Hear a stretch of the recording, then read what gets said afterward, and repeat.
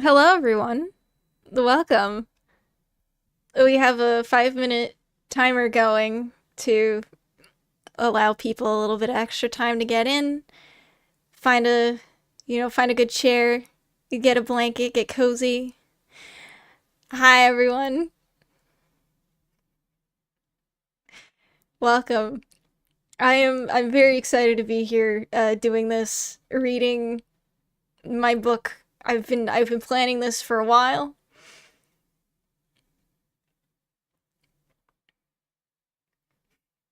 And you can all thank Echo for this amazing PNG. She did a few expressions. I don't know if I'll be using all of them, but yeah, she really pulled through on this one, and she's also going to be providing some additional entertainment while I do the reading. She'll be drawing a couple of pictures in the background. So, please thank her for that before we get started. Um, Couple things to note before we get started. I will probably not be paying attention to the chat a whole lot because I'll be reading. If you have any questions, we will have time for a short Q&A session at the end, so if you could save your questions for the end there, or if you have a really burning question that you want to ask, I will be scrolling back through the chat to see if there's any questions that I've missed that were asked during the reading. Otherwise, yeah, just save them for the end, so then it's not super chaotic and I'm not searching through the chat, hours and hours of chat messages just to find your question again. Will you make an audiobook? This is kind of like the pseudo audiobook with author commentary. It's just I'm not reading all the chapters in one go. So today will be chapters 1 through 6. That'll be the first half of Act 1. And then the next reading will be finishing Act 1. And if things go to plan, it'll all be like we'll finish this in about 6 streams.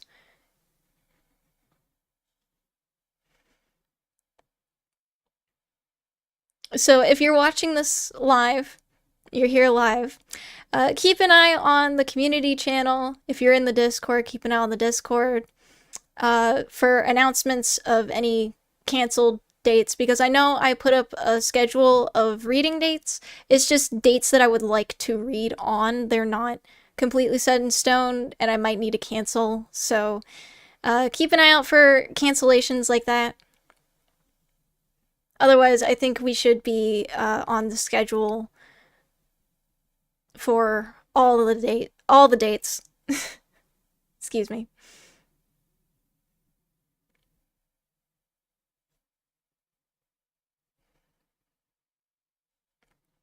All right, I think that's everything. Was that everything? Yeah, I think that was everything. Yes, the PNG is quite cute, and I might be using it in future streams as well. It's very great.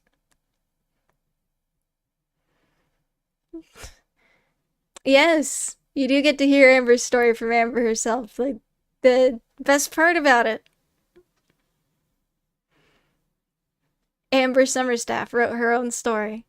How long will the stream be? The stream will be the reading portion will be roughly 2.5 hours, depending on how fast I go, and the Q&A portion at the end, depending on how many questions I have, that can take anywhere between like an hour or less.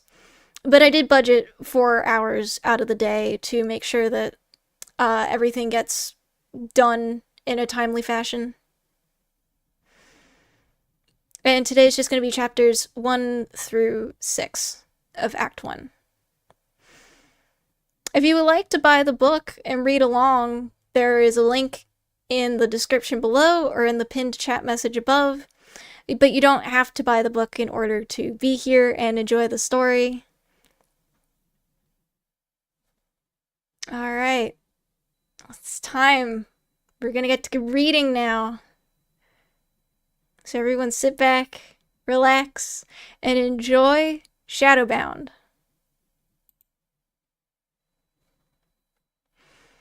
Shadowbound, written by Miria Greer. Act 1, Asandra. Chapter 1. The air is alive with the strong buzz of magic, as shouts ring up and down the thin stretch of grassy land. The sky is blue, the twinkling stars just barely visible. A large wall of shimmering ice blocks much of the battle that can be heard on the other side. The wall itself is manned by a line of wizards in silver armor that radiates frosty mist, standing with their arms calmly raised. 20 meters! Comes a shout, causing Amber to turn around. A young man in a purple t-shirt and shorts is addressing a small section of wizards who crackle with bright white electricity. They each raise an arm to the sky, and somewhere on the other side of the ice wall, lightning strikes down upon the enemy, followed by screams in the near distance. The storm wizard who had shouted has no facial features, with only a generic nose and mouth to give him some form of realism. He turns to an ice wizard who stands apart from the wall defenders, his arms folded as he watches the wall with a hard scowl. "How long will the wall hold?" the storm wizard calls. The ice wizard turns his head, his face also given the generic treatment. "If the pirates keep this up, not long." A soft snicker sounds, drawing Amber's attention to her left, to a faceless female wizard in a short red dress. Behind her is a line of fire wizards throwing fireballs over the wall. "They should burn before that ever happens," she comments. And then, without warning, the scene pauses. The sounds abruptly silence themselves, and the wizards freeze in an instant. The demonstration is over already? Amber can't help but think. Her teacher melts into existence before her very eyes, green robe just barely managing to stay above the floor, and stands next to the storm wizard. "Ice, fire, and storm," he says, waving to each of the three faceless wizards. "These three here were the generals of their magic branches during the Great War. Though their names are lost to time, their legacy lives on. For your midterm project, you will each be assigned one of these branches of magic and given 16 cycles to complete a presentation on what those types of wizards of the war era did in battle and where the magic branch is now." The scene finally fades away, bringing Amber and the rest of her first-term peers back to the reality of the life hall. The stone walls are covered with all sorts of plant life sticking out of every crack that they can, with green banners hanging from the ceiling, each stitched with the symbol of life magic. Her teacher stands up at the front of the hall behind a lectern, an illusion wizard standing silently next to him. The illusion wizard's bright yellow outfit clashes with the soft greens of the room, making it hard for Amber to ignore his presence. She shifts her weight and looks around the room instead. Her legs long for rest, but to be able to sit down and sink into her desk as she tries not to fall asleep so early in the cycle. Yet, for the demonstration, the desks and chairs have all been pushed to the very edges of the room, forcing her and the rest of her class to stand. She watches her teacher step down from the lectern and approach a small table. On the table are 3 different small stacks of books, red, blue, and purple respectively. Her teacher picks up these books and turns to the rest of the class. "Please form a line to receive your assignment," he tells them. "I will give each of you a random magic branch." Amber blinks as the murmur arises from her peers behind her. Random magic branch? She was under the assumption that they'd be allowed to pick their secondary branch. "There goes my plans for fire magic," she thinks glumly as she steps up to the slowly forming line in front of her teacher. She watches him pull books at random from the pile he is holding and hands them to the next in line.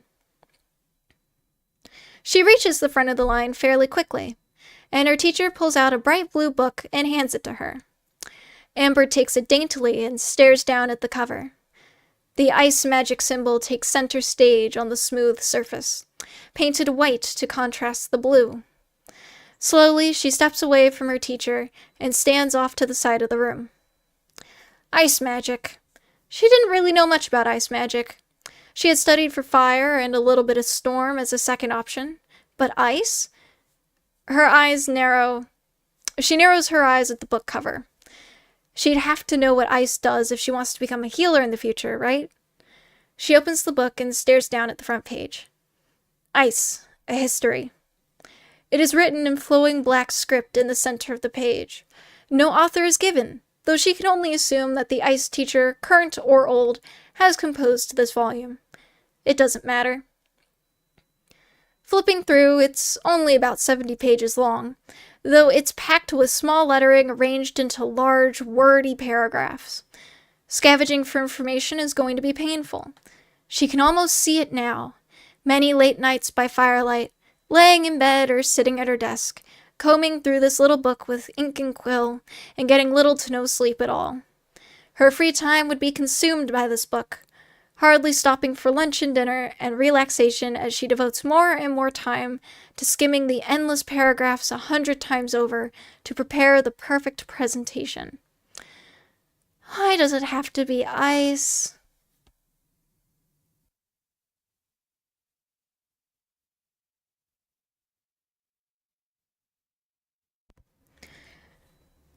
Any book ever written can be found in the library of Asandra. Out of all the islands, the library is the only one of its kind. Though it looks somewhat average-sized on the outside, inside, it never runs out of space and seemingly never runs out of copies. Quiet study areas of round tables and chairs are scattered across the expansive first floor, while students can overlook the maze of shelves from the balcony of the second. Amber twirls a part of her long pink hair around her fingers, the blue book from class closed on the table in front of her. Her silver eyes stray elsewhere, not wishing to linger on the cover for long. She doesn't even want to think about it. The cycle is slowly turning to night. The sky outside is turning shades of orange and yellow, the stars beginning to sharpen into view. Students return to their dorms as families begin to sit down for dinner. Small balls of firelights burn in their little ice glass jars and windows, winking merrily to those who pass them by.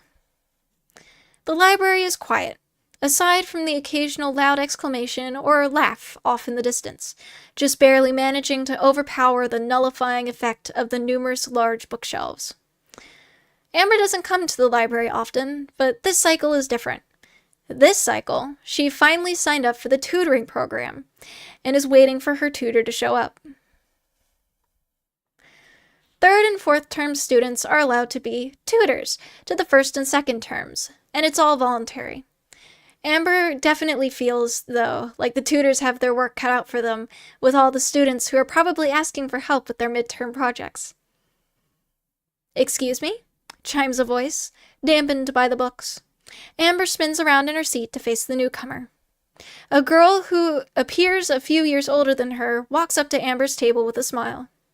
Her puffy-sleeved dark blue t-shirt melds with her icy blue-white skirt and gray corset. Underneath her skirt, she wears white knee-high socks and bright blue heels. Her hair is also blue, a snowflake clip keeping back part of her bangs, and so are her eyes, with her snowy skin tying all of her colors together. The air around her seems to glitter in a way Amber has never seen around an ice wizard before, a mesmerizing sight to behold. "You're Amber, right?" the ice wizard asks, snapping Amber out of her spell. She nods silently, her voice wilting as her anxiety spikes. The ice wizard smiles and takes a seat at the table across from her, readjusting her sapphire-embedded choker with a single finger. "My name is Kimberly," she says. "I'm a fourth term." She pauses, as if waiting for Amber to speak. "I like your hair." Amber blushes. "Thanks." Kimberly folds her hands on the table and glances down at the book in front of Amber. "So, you've been assigned ice magic for your midterm project. Yeah, Amber nods, quickly placing her hands over the book's cover. I skimmed through it already, just to see what it was going to be like. I could hardly understand any of it. May I see? Amber slides the book across the table to Kimberly. She spins it around on the tabletop with her hands and flicks through the pages. A small sigh escapes her lips, almost as if she's disappointed. I can hardly read this thing as well, Kimberly finally says, closing the book. They never do a good job with these sorts of midterm project texts. A distant smile slowly creeps across her face. I remember my first and second terms. I had this exact same problem as well. But, of course, it is doable from the book alone. But there's just so much, Amber moans. Her body hunches forward, deflating at the thought of the incredible mountain of work ahead of her. Don't worry, Kimberly chuckles. I'm here to help you for a reason. Now, how about we begin?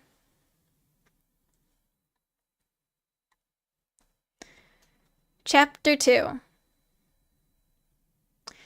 Amber trudges down the mid-cycle clogged streets, ice book in hand. This is the cycle that she will be finalizing the details of her script before presentations are due to begin. The thought of the impending presentation is enough to send her stomach fluttering nervously. She bumps into students as she weaves her way through the crowd, not bothering to apologize. There are too many beings she'd have to mutter it to, beings she'd probably never see again. Lunchtime. Many wizards are headed to the Straightway, the longest street on Asandra. There are tons of cafes and restaurants there, where many students and families eat regularly. Not only that, but there are many other shops along the Straightway as well. Clothing, aids, and enchantment stores, keystone dealers, and estate scouts. Any sort of business one may need, it'll be along the Straightway. And apparently, Kimberly runs a successful ice cream shop there. She glances upward every now and then, at the colors and beings around her before dipping down again. It's mostly wizards like her, with their colorful robes bunched into small social clusters as they traverse the street. But mixed into the chaos are Fenny students as well. The fuzzy ears atop their heads are perked up high as they listen in to all the conversations around them, with some of them showing off their bushy tails. Lining the street are even more Fenny. These ones are refugees draped in faded rags with dirty skin, kneeling on rough rugs and cradling cups, muttering pleas for iron coins. Amber quickly passes them by.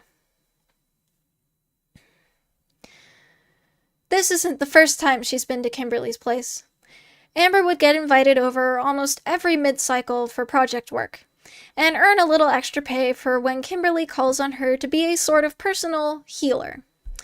She lives with her boyfriend Jake, who's a third-term fire wizard with a wonderful sense of humor, and who usually gets sick once every other cycle, which is quite a lot for a typical wizard, but he tries not to let that keep them down. Oh, excuse me. Eventually, the tight street widens, allowing the flow of beings to spread out more freely, and she looks up. The Straightway is just a long, wide street that practically stretches from end to end of Asandra. From where she stands, the street is seemingly endless, just a mass of ever-moving color and the sensation of every magic branch pressing against her skin. Hot and cold air dance and swirl in their invisible pockets. Her clothes crackle with static electricity. The dourness of death fights against the enthusiastic energy of life. And on top of it all, illusion boards float high above the crowds, shimmering with different brightly colored advertisements everywhere she looks. Amber takes a deep breath and steps into the much larger crowd, keeping her head down and walking quickly. It's much easier to dodge other wizards here, with the street being so wide, allowing her to make quick progress.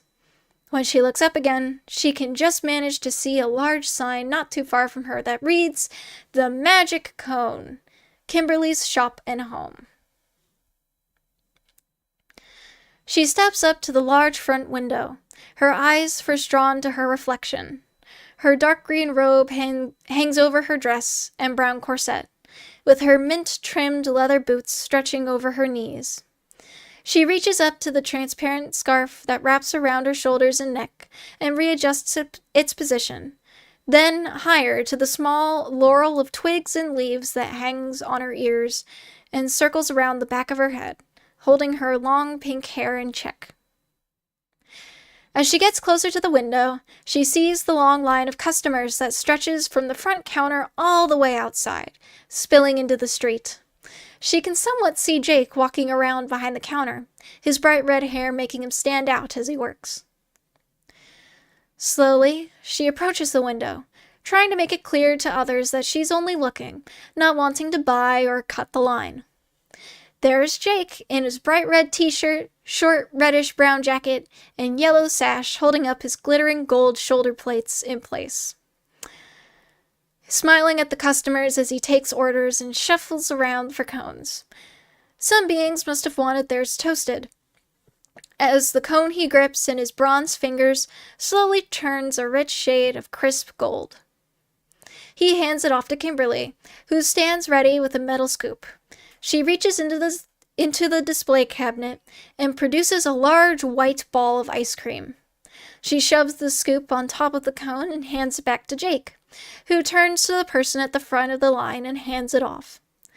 The customer places a couple of iron coins onto the counter and walks away, and the line shuffles forward ever so slightly. As Jake takes the next order, Kimberly looks out at the beings collected inside her shop, sitting and eating at small tables. And at the window, the two wizards lock eyes, and Amber musters a small smile and wave. Kimberly smiles for a brief moment in return, then frowns with worry and looks behind her, where an open door reveals the back of the shop, where all of her ice cream is made and stored, as well as where the staircase is located that leads to her living space above. She turns back to Amber and holds up a finger. One moment. Amber stares on in confusion. What's going on? Normally, Kimberly would have waved her in without a second thought. Kimberly turns to Jake and says something to him. He pauses his work briefly and looks to the window. He gives Amber a little wave and grin, trying not to appear too concerned, yet scowls back at Kimberly all the same. There's a bit of discussion between the two as Jake reaches for another cone and hands it to her. Work doesn't stop for no being. After fulfilling the next order, Kimberly turns and hangs in the open doorway, probably checking the room, but Amber isn't completely sure. No, wait. There's movement. Amber's eyes widen as she watches two more wizards step from the back room with confused looks on their faces. Blaze and Ethan, the two most well-known wizards attending the Sandra School of Magic. Ethan, a death wizard, dresses more old-fashioned than most. A plain purple t-shirt hides underneath the short black cowl that covers his shoulders and a long black robe that stretches down to his ankles, its edges held close to his body with a light gray stretch of cloth tied around his waist acting as a belt. The hems of his robe and cowl are stitched with silver runes, though from this distance Amber can't quite make out what they are. His eyes are as dark as night, a rather large scar decorating his left eye, his stare able to pierce into one's very soul. From any distance, he appears rather menacing without even needing to do anything, and the dark aura that seems to follow him wherever he goes makes many wizards keep out of his way. Name aside, Blaze is actually a life wizard. On the surface, with his dark green shirt and short hooded jacket, cloth silver belt, skinny brown pants, tinted goggles held together with small vines, light brown hair with soft green tips, and semi-tan skin, he would appear rather friendly, like many life wizards are. But instead of going down the path of a healer or botanist, he turned down the path of the naturist, the path of life magic that has hardly been explored since the end of the Great War.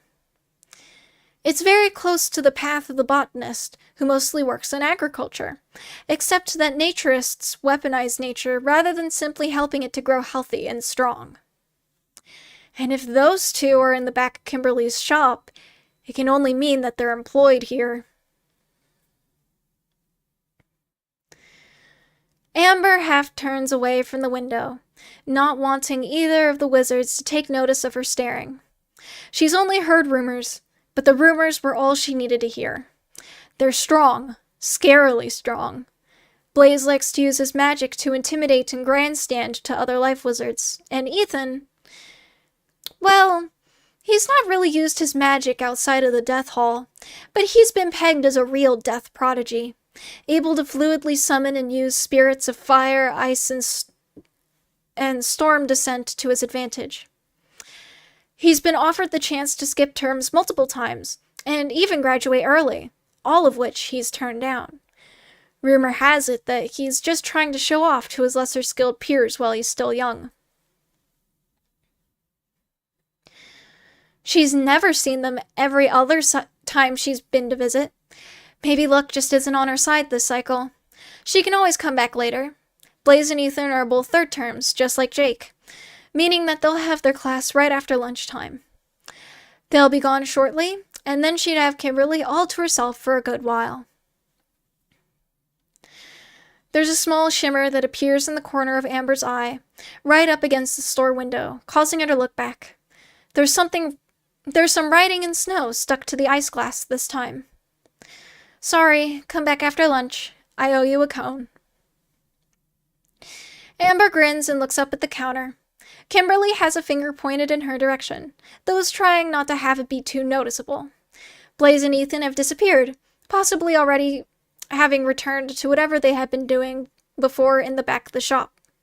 Jake is still taking orders at the front counter.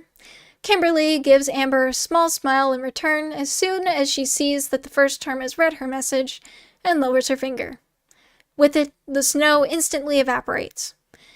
Amber gives her a small nod before walking away. She clutches her textbook tighter, her stomach becoming ticklish and light as she makes her way over to a nearby bench and sits down, staring at the cobblestone under her feet. The noise of conversation surrounds her, the air of magic dense and buzzing, making her skin start to crawl. For as long as she remembers, she's been sensitive to the magical atmosphere around her. Too much makes her feel uncomfortable, like it's pressing against her body and trying to crush her. Too little makes her feel like something is missing, a void in the environment around her. She wonders if Kimberly, or any being for that matter, ever feels the same way she does. She lets out a sigh and opens her textbook. There's some loose paper wedged between the front cover and the first page, covered with small writing. It's her presentation script that she's been writing the last couple of cycles. Well, with Kimberly's help, of course. It's 1.5 pages long, kind of short, but when she practiced speaking it to herself in her dorm room. But she's still nervous. This is a big part of her grade for the midterm, after all. Might as well review while she waits.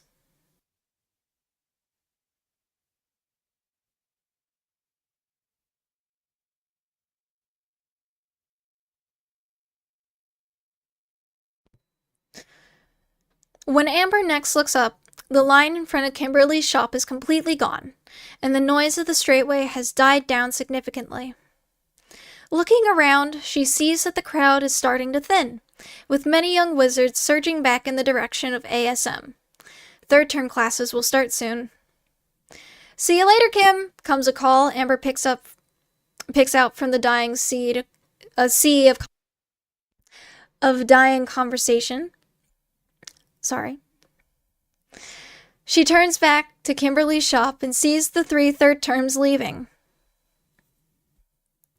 Jake, the one that called, is waving to Kimberly, standing behind the counter. She's waving back with a smile. Then Jake runs after Blaze and Ethan, who are already walking briskly away.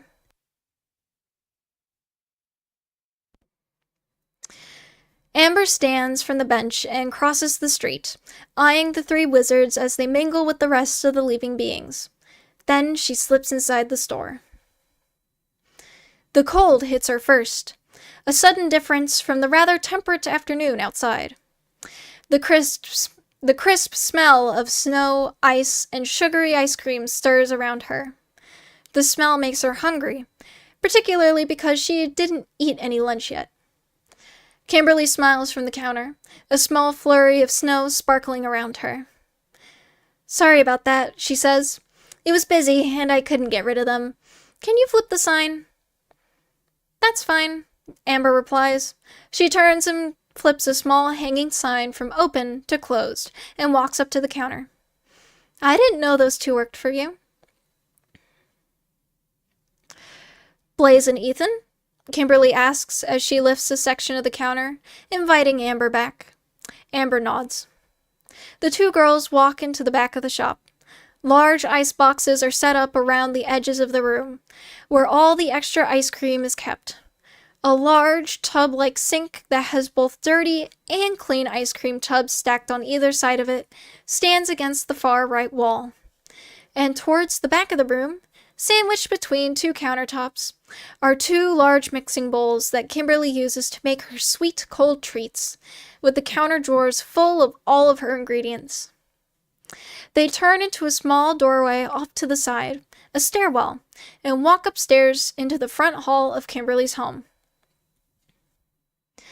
"I didn't want to scare you away," Kimberly admits, leading the way into the living room. Amber trudges across the red rug and stands opposite Kimberly, who takes a seat on her dark blue sofa with a weak grin. The room opens up into the dining room further along, which is also connected to a small kitchen area. Amber has only been in the kitchen twice, and it's a little cramped to say the very least. "I know what sort of reputation they have." "Thanks, I guess," Amber shrugs. Truth be told, if she did know that those two were employed at Kimberly's shop, she probably would have had second thoughts about working with Kimberly. "Are you friends with them?" Kimberly looks down at the floor and starts fiddling with her skirt. "Yes, for 3 years now." But it doesn't sound like she likes to admit that fact aloud. "Why?" "Well," Kimberly lets out a small sigh. "They were very different wizards back in first term. Very different wizards. Now," she pauses, then shakes her head and looks up at Amber again. "Advertising our friendship is sort of bad for business." "But," Amber stops herself, her eyes darting away from her tutor. She still can't believe that Kimberly is friends with the two most fearsome wizards at ASM. And she's kept this from her for almost 16 cycles. Okay, Kimberly interrupts Amber's thoughts. "How about I hear your presentation now?" Amber's stomach flutters uneasily. To be put on the spot so suddenly! She fingers her textbook and takes out her small script from the pages, placing them on top of the cover, and lets out a deep breath to try and calm her nerves. Why is she so nervous? It's just one being. Granted, this is the being that has helped her make her speech in the first place. Amber starts to read.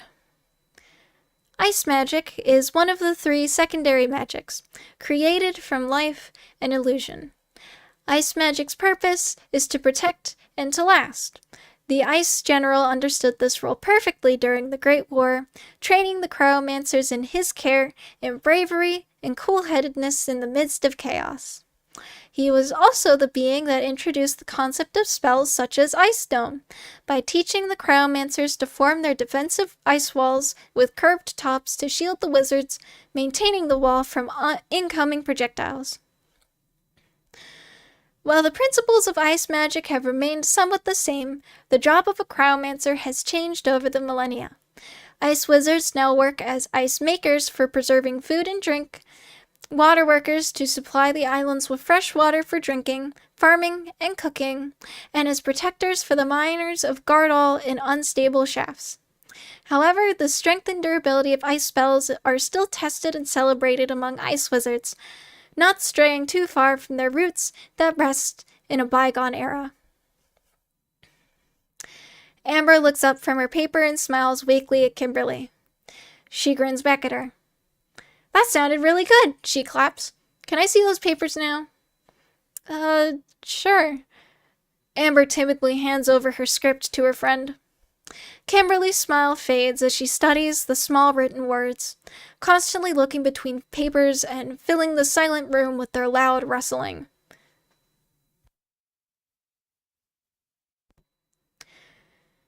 It'll do, Kimberly finally hums, putting the papers onto the low table between the two and smiling back up at Amber. It'll do, Amber echoes.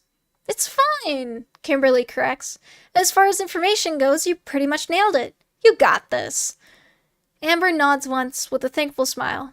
That's all she needed to hear, though it won't make giving the presentation on the actual cycle any easier.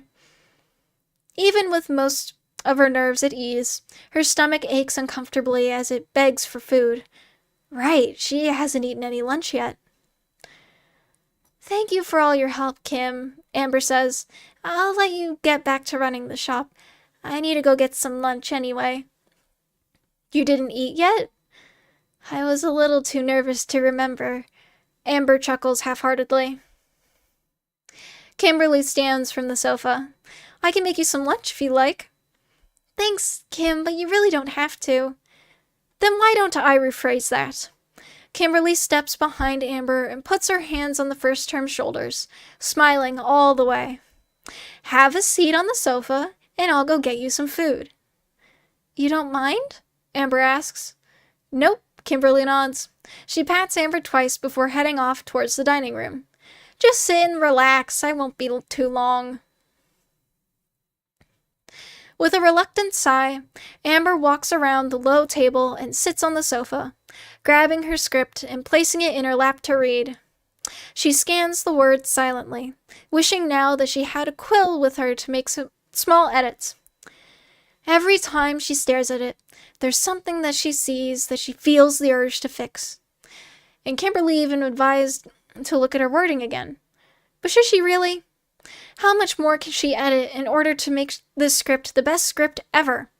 And what if she messes it up in the end? She lets out a sigh and shamefully shoves it back into her textbook, hiding it from view. She sets the blue book onto the table and sits back, sinking into the cushion. Kimberly comes back a little later with a small sandwich on a plate and a cut of jamba fruit and spoon. She hands the plate to Amber with a smile. It's kava beef, and I probably should have asked if you like jamba. It's fine, Amber assures her, accepting the plate. I don't eat enough fruit, to be completely honest. Kimberly lets out a small laugh. Amber starts with the jamba fruit, which has a red-orange patterned exterior peel and inner edible white parts. It's wide and flat, and almost resembles a small drum of sorts. She digs into it with a spoon, making it squirt its sweet juice. The bite is both sweet, cool, and tangy on her tongue. She sucks it up greedily and goes for another spoonful. Kimberly leaves and returns rather quickly with her own plate of jamba fruit and sandwich, and plops down next to Amber. Snow swirls in the air around them, shimmering in the light of the room.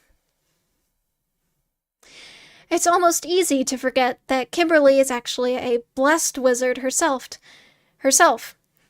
gifted a small fragment of power from the first cryomancer of Astria. And whenever she sits next to Kimberly like this, Amber can't help but feel like she doesn't belong in her sphere. Even among her own peers, Amber isn't very strong in her own right.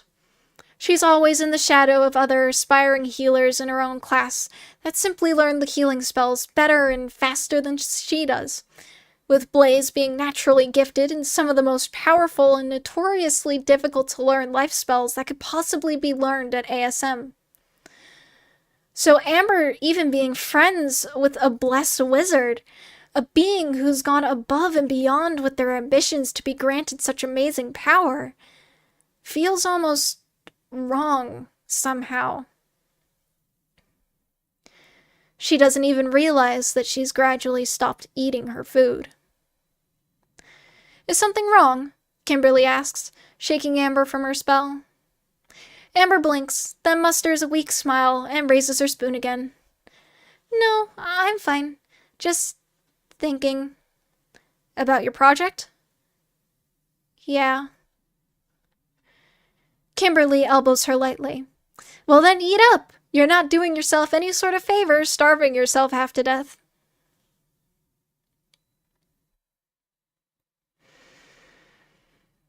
Kimberly flips the shop sign back to open as the two wrap up their time together. The crowd of the straightway outside has greatly thinned from when Amber first came in. What are you going to do now? Kimberly asks her as she steps back up to the front counter. Amber shrugs, hugging her textbook a little tighter. I don't know. She has two options. Option 1 is to return to her dorm and study, even though there's nothing much to study at the moment. She'd probably drive herself crazy obsessing over her script. Option 2 is to go to the infirmary, where she's employed as an intern healer.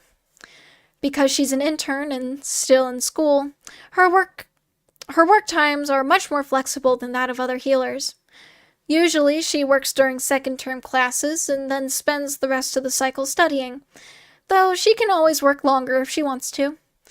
It's a good way to get her mind off of her presentation for a while longer, except...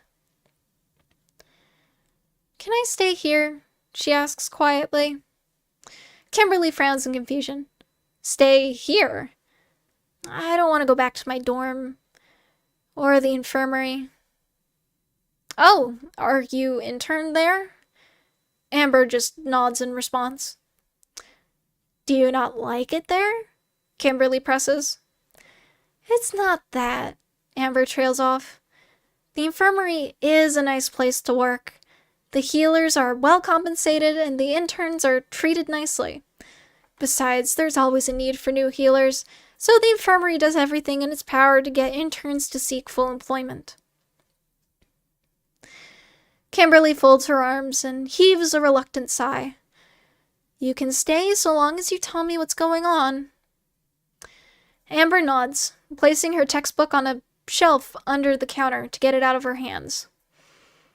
It's a lot, she eventually replies. I can only work 1/4 of the cycle, so I'm struggling to save for my second term. Plus, there's a lot of favoritism and gossip. I hardly do much healing at all. Aside from Jake, of course, but he doesn't count. Kimberly offers the young healer a sympathetic smile. I'm sorry, Amber.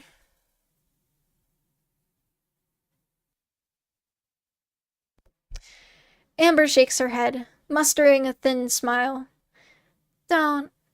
Before she can even begin to say the rest of her sentence, she's interrupted by the chime of the store's front door opening. Kimberly spins around in surprise as well. It's a funny mother with a little boy, both with soft purple hair and tails. Their clean clothes and neat hair make it clear that they weren't like the many fenny beggars on the street. Ah, hello there! Kimberly greets the two, quickly rushing up back behind the counter. She gives Amber a light push on her arm, whispering, You can scoop. Amber nods and shuffles over to the side as Kimberly turns back to the customers with a wide grin. What can I do for you both? 1 Oraba cone and 1 Jamba cone, please, the mother replies simply. One moment, Kimberly nods. She reaches for a stack of ice cream cones stored under the register and hands to Amber. Okay. Amber breathes to herself as she takes the cones, turning to the tubs of ice cream before her. There's a little cone holder in front of her, and a red-handled scoop sitting in a small bucket of water to its right. She can see the tub labels, though the wording is upside down. She places the 2 cones into the holder and plucks the scoop from the water bucket, shaking it dry as best she can. She leans forward and scoops up a sizable chunk of brilliant white ice cream, the Jamba flavor, and plops it onto one of the cones. The Orbo flavor rests 2 tubs to the right of the Jamba one, a bright orange-yellow with little white chunks. As she scoops up the ice cream and moves to place it in the cone, the sweet smell of the cold treat hits her nose. Even though she just ate, it's enough to make her mouth water all the same. She places the scoop onto the second cone, sets the scoop back into the water bucket, and hands the ready ice cream cones over to Kimberly as she finishes processing payment for the order. The ring of iron coins falling into the tray of the register is soft yet sharp all the same as they tumble from Kimberly's hand. She pushes the tray closed, then turns to take the cones from Amber's hands. "Thank you for coming," she says to the mother. "Enjoy the rest of the cycle." Amber also smiles at the pair, though her stare is on the little Fenny boy. He looks back at her with wide, sparkling eyes. As his mother motions that it's time to go, Amber gives him a little wave. The boy smiles back at her for a moment and waves with his tail as he walks away with his mother, swishing it from side to side rather happily. Then the 2 step back out through the front door and are gone. "Do you get those sorts of beings all the time?" Amber asks, watching the mother and son disappear down the straightway through the shop windows. "Most of the time," Kimberly corrects her. "There's always those pushy characters, you know?" "I know." Amber lets out a small sigh.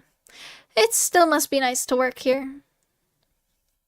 "You did a pretty good job scooping, though," Kimberly comments, leaning against the counter. Amber blinks once, surprised. "I did?" Kimberly nods back. "Yeah, you did. Have you done scooping before?" "I don't think so," Amber replies unsurely, furrowing her brow. As far as she knows, this was her first time scooping ice cream in her life. "You know," Kimberly continues with a light chuckle, "if the infirmary is too much for you, I could always hire you as a designated scooper." Amber can't help but giggle in response. "Well, I'd have to see." "You can intern next cycle," Kimberly sings with a small smile. "I'll even pay you." "Well," Amber hums thoughtfully, "it's an offer almost too good to pass up. It'll get her out of the infirmary and doing something with her free time. Plus, she can help Jake if he ever falls ill during the mid-cycle. I'll have to ask the infirmary about it, but I think I can." Kimberly claps her hands. "Jake will be happy to hear that. It gets a little boring with just the 4 of us here all the time." In the distance, a loud melodic chime rings down the street, warning the shopkeepers that the 3rd term classes have just finished. Kimberly lets out a small sigh. "Time for me to go," she says. "I can walk with you," Amber offers, withdrawing her ice textbook from the shelf under the counter. "The infirmary is in the same direction anyway." Kimberly smiles. "I'd like that." She lifts the counter up and waves Amber through the small space first, following close behind and closing it gently behind them. As they pass through the front door of the store, Kimberly flips the sign to closed. "Jake will flip it back," Kimberly says as they go. Amber nods, hugging her textbook close to her chest. The 2 girls walk down the half-empty street, taking in the afternoon light. "It's such a nice cycle," Kimberly says, taking in a deep breath of air. "It is," Amber agrees simply. As they walk, they pass a few beggars who look up at them wearily and reach for their small cups that they keep their coins in. Kimberly gives one a pitiful frown and tosses him a coin. It rattles inside the empty cup, and the Fenny smiles in thanks. I wish I could give one to all of them, Kimberly says as they walk away, keeping her gaze forward to ignore the other pleading faces around them. But then I'd be broke myself. Amber just nods wordlessly. She'd also give a coin if she could spare one. After all, these Fennies struggle to even get food most cycles. It's not their fault. Over half of their population was displaced a few decades ago. They used to live on Corridon, a rural island which was in charge of agriculture. Amber has heard countless stories of the beautiful orchids of fruit trees and the tall stalks of grains and vegetables that covered the once green land. And now no being is allowed to travel to the island at all, or risk never leaving the island alive ever again. It's uncomfortable silence the rest of their walk.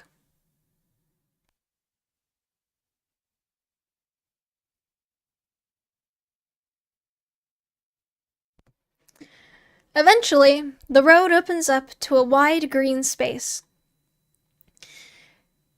It's a ring of two-story buildings around a small lake area and a patch of vibrant green grass. The lake itself is rather shallow, having been hand-dug and costly to keep full, but it reflects the stars in the sky effortlessly, making its surface glitter. The library stands tall opposite the main walking path the two are currently on, its red bricks glowing in the light of the cycle. Close to the library stands a lone willow tree, its long leaves waving over the lake's surface in the soft, magical breeze. If they keep walking straight ahead, they'd arrive at the ASM grounds. But there is another path that leads off to the left, towards a low building of gleaming white stone, the infirmary. Thanks for walking me, Kimberly says. No problem, Amber nods. I'll let you know if I can make it to the Scoop internship. Kimberly can't help but laugh. Sounds good to me. The two wave each other goodbye and head off down their differing paths. Amber walks quietly towards the infirmary, commotion rising behind her as the third terms are finally released from their halls and have met up with their friends. Despite everything she dislikes about the infirmary, it's kind of nice to not be working all the time like some of the other interns, allowing her to rest in the break room and snack on the little cookies and drinks that are always provided for the workers. And when she does eventually work, she mostly deals with minor injuries and mild illnesses.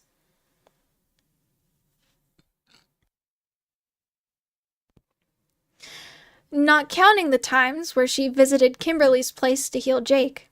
That was more of a favor rather than actual work, but she always feels like her healing magic is getting stronger the more she works. As the saying goes, practice makes perfect. In fact, it's probably thanks to Jake that Amber has gotten a lot better at treating some of the more uncommon illnesses. A lot of first-term healers struggle with them, and especially interns, since he gets sick so often. It's never severe enough to keep him from class, just to make him feel miserable for the better part of the cycle, but Amber always heals him before then anyways. She steps into the infirmary's waiting room, which is large and filled with dark blue chairs. It's lit by bright white lights above, the bulbs buzzing quietly from their fixtures. The facility has its own private generator in the basement, and employs their own storm wizards to keep it running, meaning that if anything were to happen to the rest of Cassandra's power, the infirmary would still be able to operate normally. There are few beings in the waiting room, all of them spaced out from one another and rather quiet. There are 2 children present as well, though they are sitting next to different adults and silently playing with their own toys. Amber walks right up to the front desk, a long wooden structure towards the back corner of the room. There's a single wizard sitting behind it, looking over paperwork. As Amber approaches, however, she pauses her work and raises her head to greet the healer. "Amber," the wizard chimes merrily, "are you here for a second shift?" "No, Claire," Amber replies with a weary grin. "I just want to speak with Asna for a spell. Do you know where he is, if he's free?" Claire looks down at the papers once again and starts shuffling through them. She's a third-term enchanter, and rather important to the infirmary. Because of her receptionist position, she is given express permission to take her classes in the evening. Otherwise, she's pretty much aware of everything that goes on inside the infirmary's walls. Claire finally unearths the paper she was looking for. He should be free right now for a little while, then he has an appointment to oversee. Why? "I've been offered an internship for a new job," Amber answers with a small smile. "If it goes well, I'll probably be hired." "Oh? Where is it?" Claire hums with interest. I'd rather not." Amber trails off, shaking her head. "So, he's in his office?" Claire lets out a defeated sigh. "Should be." "Thanks, Claire." Amber walks off down the halls of the infirmary, navigating the twisting and turning halls with ease. She learned the layout of the place fairly quickly. One has to if they hope to work here full-time in the future. For some it takes a week, others it takes longer. Amber didn't really start memorizing the halls until her 3rd month, but now she knows them almost like the back of her hand. Eventually, she leaves the general medical rooms behind and enters the small office space towards the back of the large building. It looks no different from the other hallways, except that each door doesn't just have numbers on it, but names as well. The most important and skilled healers get their own office spaces. Every other being gets the break room. She stops at the end, a single doorway with an iron plaque that reads, "Asna Isola, Head Healer." A Fenny that is thousands of years old, who has dedicated his life to this infirmary. The other healers and interns always joke about what might happen to the infirmary if he finally decides to fade. But the old life wizard never appears like he is ready to pass on into the white beyond just yet. In fact, for a many thousand-year-old Fenny, he still looks quite young. For all the accomplishments he has made in his long lifetime, he's still a little intimidating. He's not only the head of the infirmary, but he's a part of the Council of Asandra as well, the collective that governs the entire island. And he takes both his healer and council jobs very seriously. Amber takes a breath, knocks on the door, and waits for a tense moment. "Come in," comes a faint call. Amber opens the door and steps into the office, closing it gently behind her. The room is a soft green color, lined with potted plants, and a rather large filing cabinet that fills the entire back wall.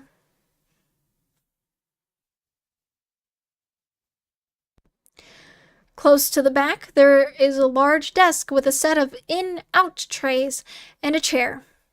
And in the chair sits Asna, the old Fenny himself.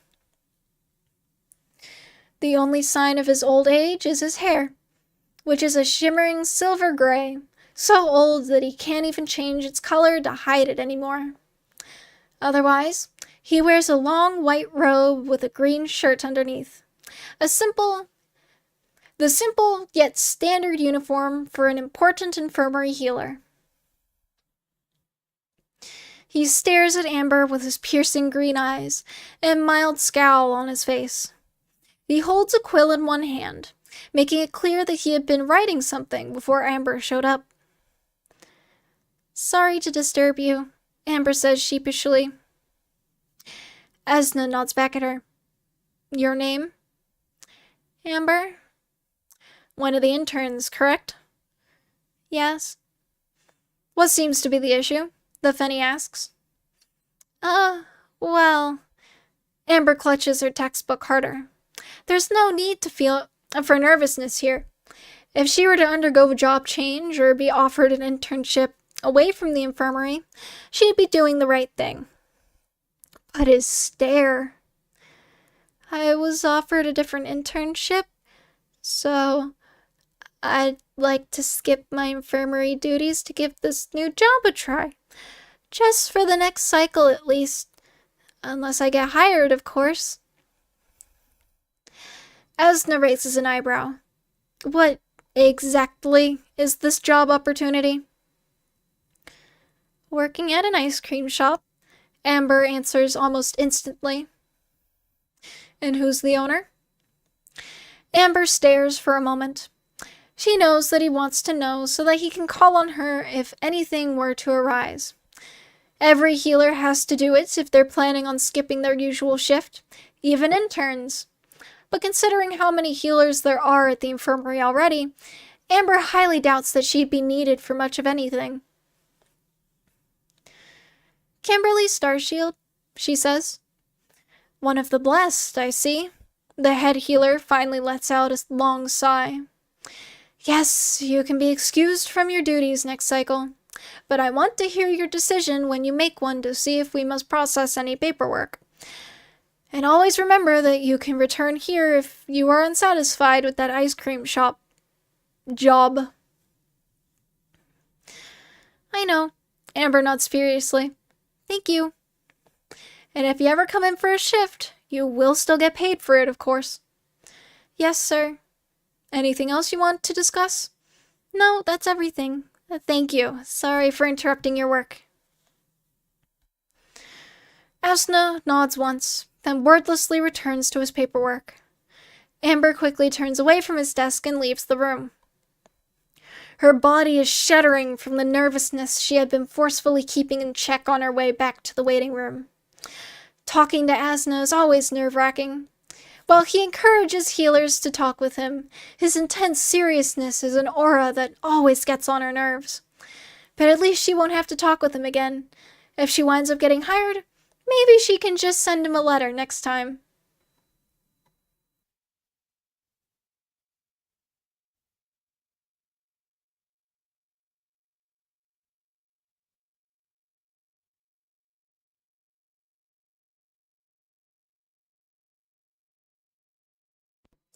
Chapter 3. The next cycle, Amber shows up at Kimberly's shop not too long after her class ends, her little ice textbook held tightly in her hands. She's both nervous yet eager all the same. Over the last 15 cycles, the two have gotten really close.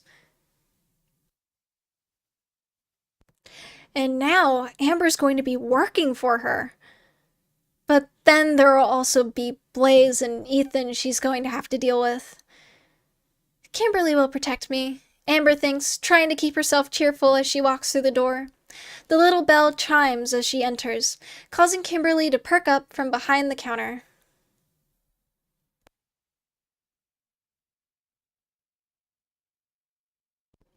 "You're here," she says with a wide grin.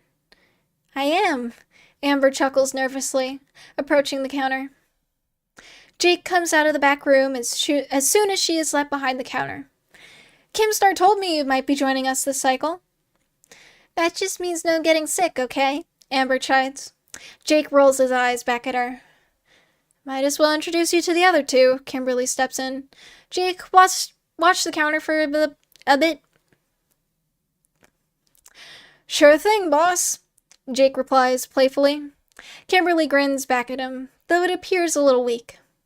Amber lets Kimberly grab her arm, and lightly guide her into the back room.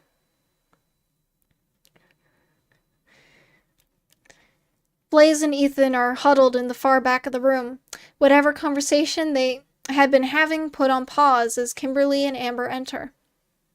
Blaze is quick to shoot Amber a silent, uninviting sideways glare, making her stomach churn uncomfortably. Ethan simply regards her with little emotion. Blaze, Ethan, Kimberly says, this is Amber. She'll be working here for this cycle, trying the job out. Maybe I'll hire her if she wants to work here full time, so please, treat her well. Blaze narrows his eyes and fully turns his body to face the two girls. We've been doing fine with just the four of us already, he says firmly. Having an extra hand around wouldn't hurt, Kimberly defends.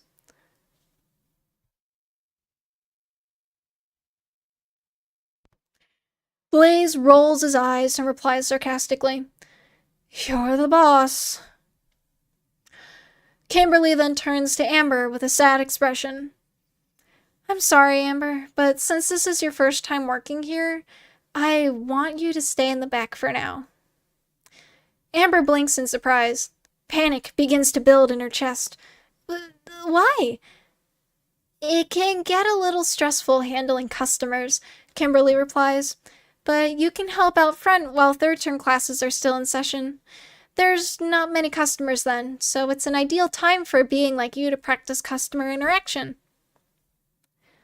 But you're leaving me here with... Amber trails off nervously, scared that the other two were listening in, which they probably are. I know, Kimberly sighs. Just don't get in their way, and everything should be fine. Now, I need to go help Jake. Kimberly turns away from Amber and exits the back room, and that was that. Amber stares out the open doorway, the back of her neck icy cold from the staring from the other two wizards present. She doesn't want to turn around, but she knows that she can't stay fixed in one spot forever, especially in front of the doorway.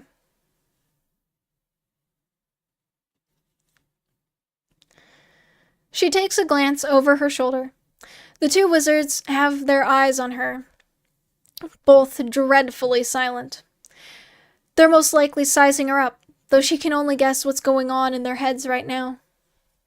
She turns her body to face them once again, mustering all her courage to draw a thin smile across her lips. Hello, she says politely, breaking the silence. Ethan nods back at her in response, something she wasn't expecting. But Blaze, as per her expectations, sneers at her and looks away.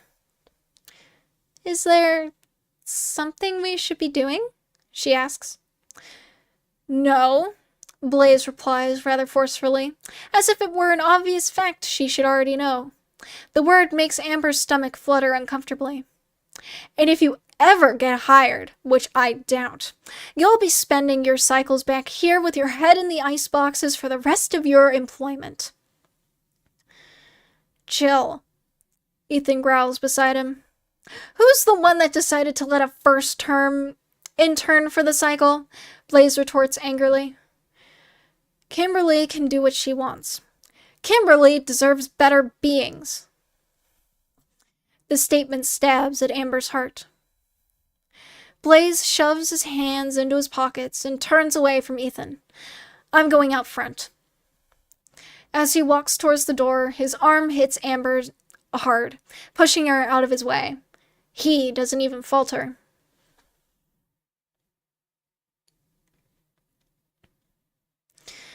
Amber doesn't watch him leave, instead letting her gaze drop to the floor as she clutches her textbook close to her chest.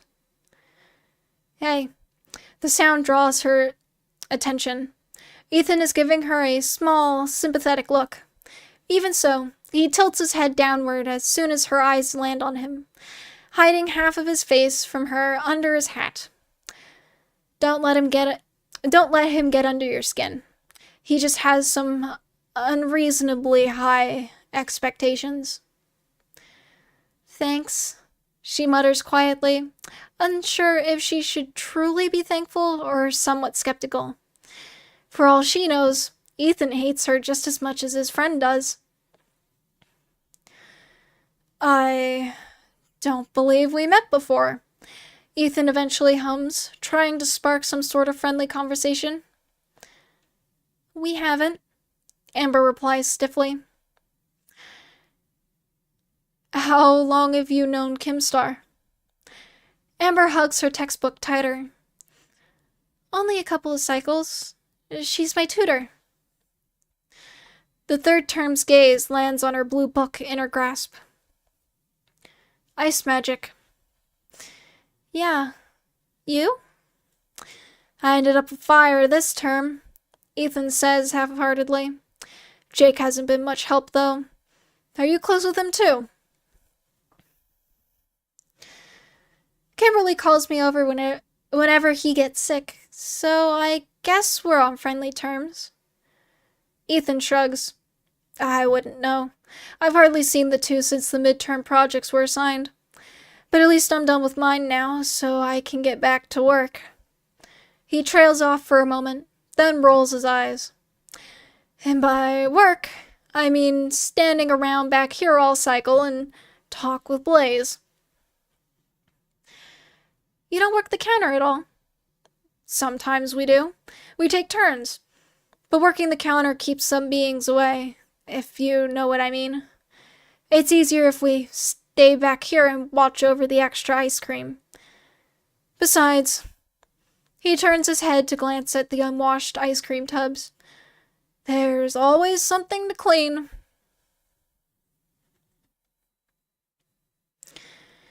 Amber can't help but smile, her tight grip on her textbook relaxing. Who knew that Ethan could hold a regular conversation? And why are you here? He asks. Me? Amber echoes. I'm looking for a better job. Ethan frowns at her in confusion.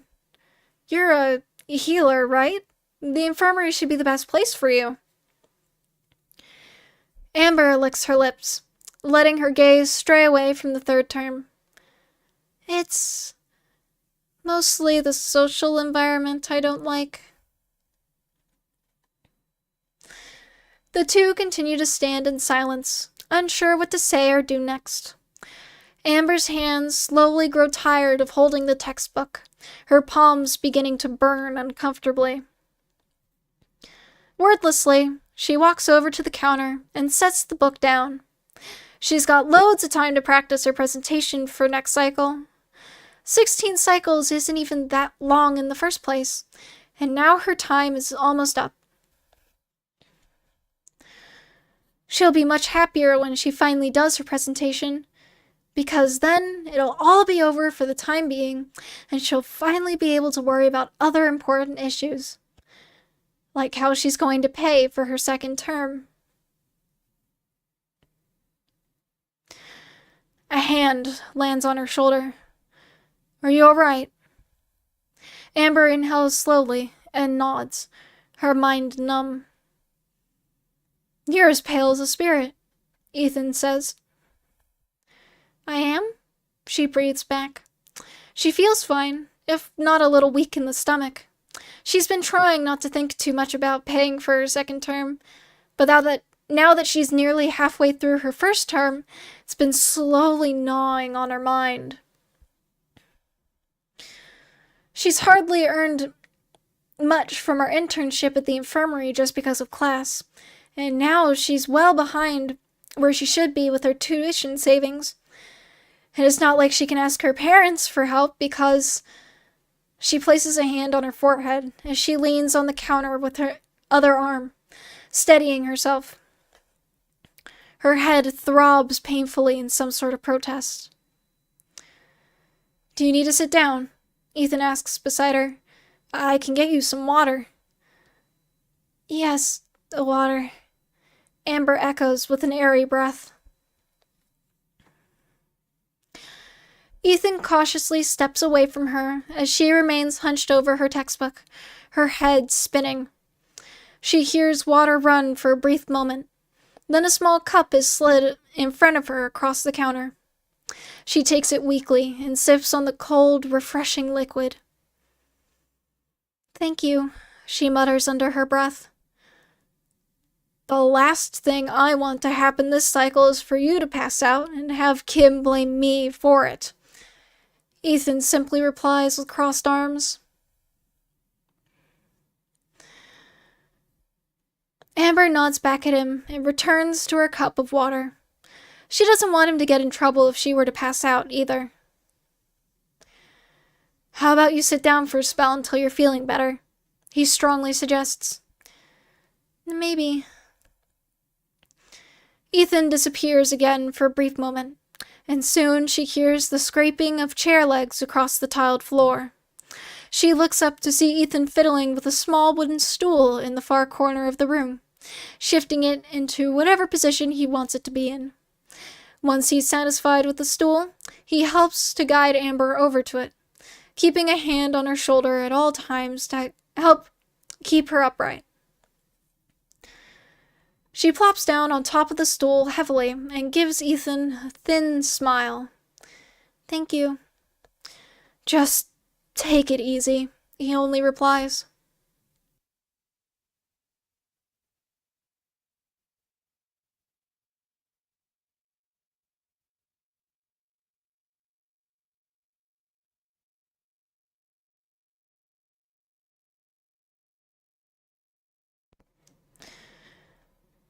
Amber sits in the corner for stars know how long, waiting for her dizziness to pass. Ethan paces around the room idly, his expression distant as he quietly thinks to himself.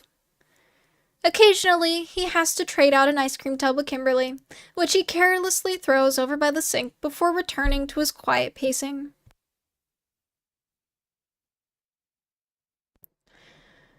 She hates to admit that Blaze is somewhat right. If she's not working the counter, this job is kind of boring. How's your project coming along? Ethan asks, breaking the long silence between them. He pauses his pacing momentarily to stare at Amber's bright blue textbook. It's mostly finished, Amber replies softly, cradling her water cup in her hands. Kimberly said that it'll do for now, but I don't know. Can I take a look at it? Sure, Amber mumbles. Ethan picks up the textbook and opens it, promptly withdrawing Amber's script sandwiched between the front cover and the title page.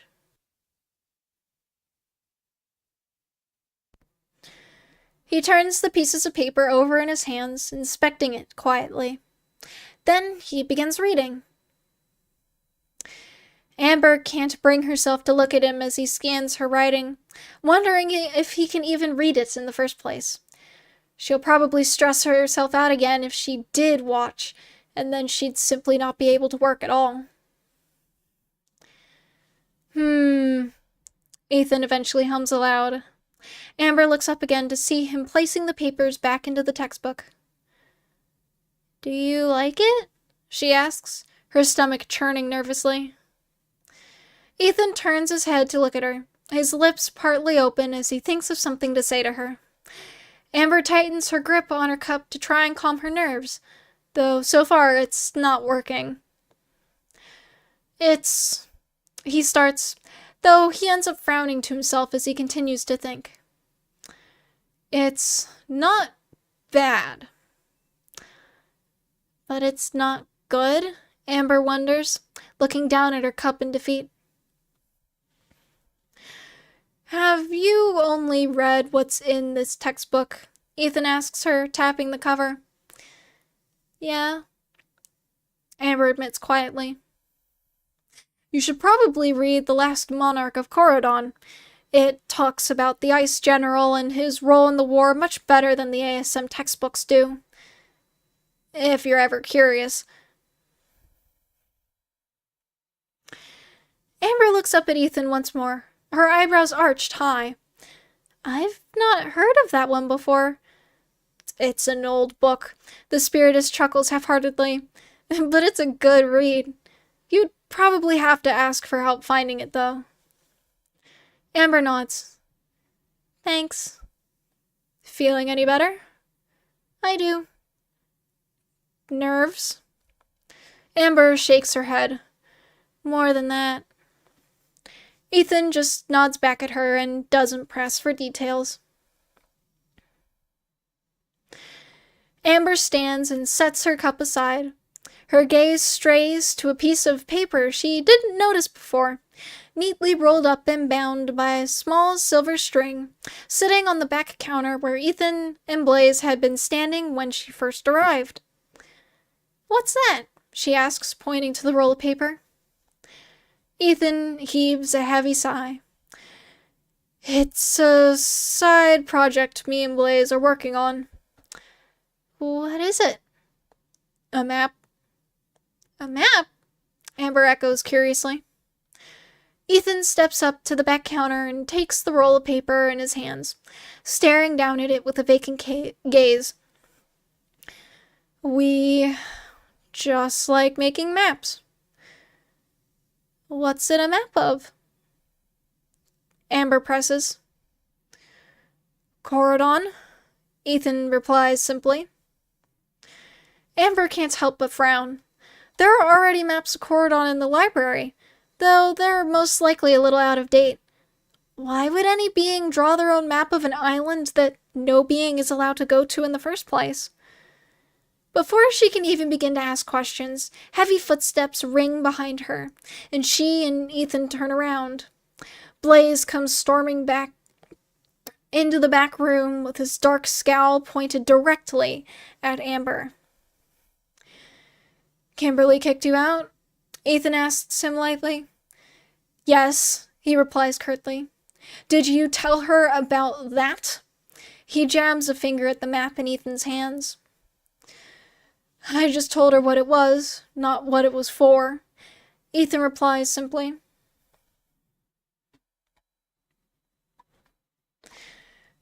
The naturist shoots the healer a dangerous glare, which causes her stomach to drop nervously. "If you tell any being what we are going to talk about, it will not end well for you," he threatens. Amber just stares back into his cold eyes blankly, unsure what to say or do.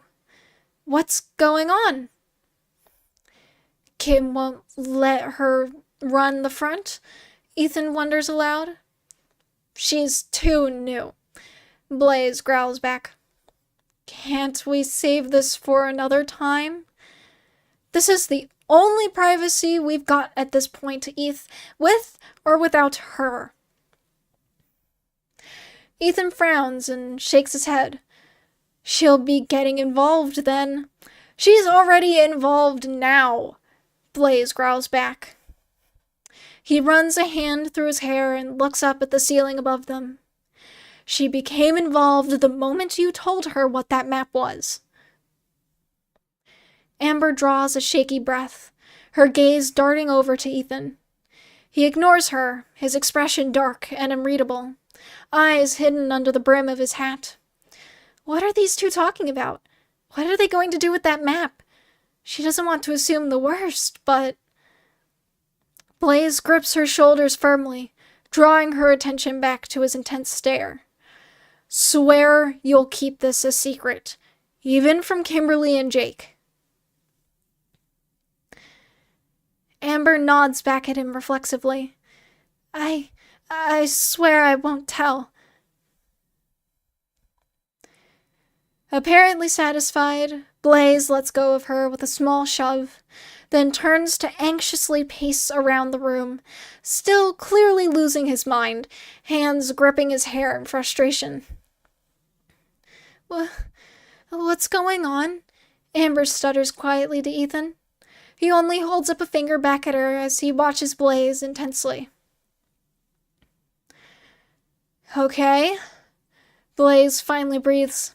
He stops pacing and looks over at the open door that leads out to the front of the shop, probably to make sure that neither Kimberly or Jake were listening in, then steps back up to the back counter, rubbing his hands anxiously. "Tell her, Eth." "We're going to Corridon," Ethan states bluntly in a low voice. Amber stares back at Ethan with wide eyes. "What did he just say? Roll it out, Blaze orders, gesturing to the map in Ethan's hands.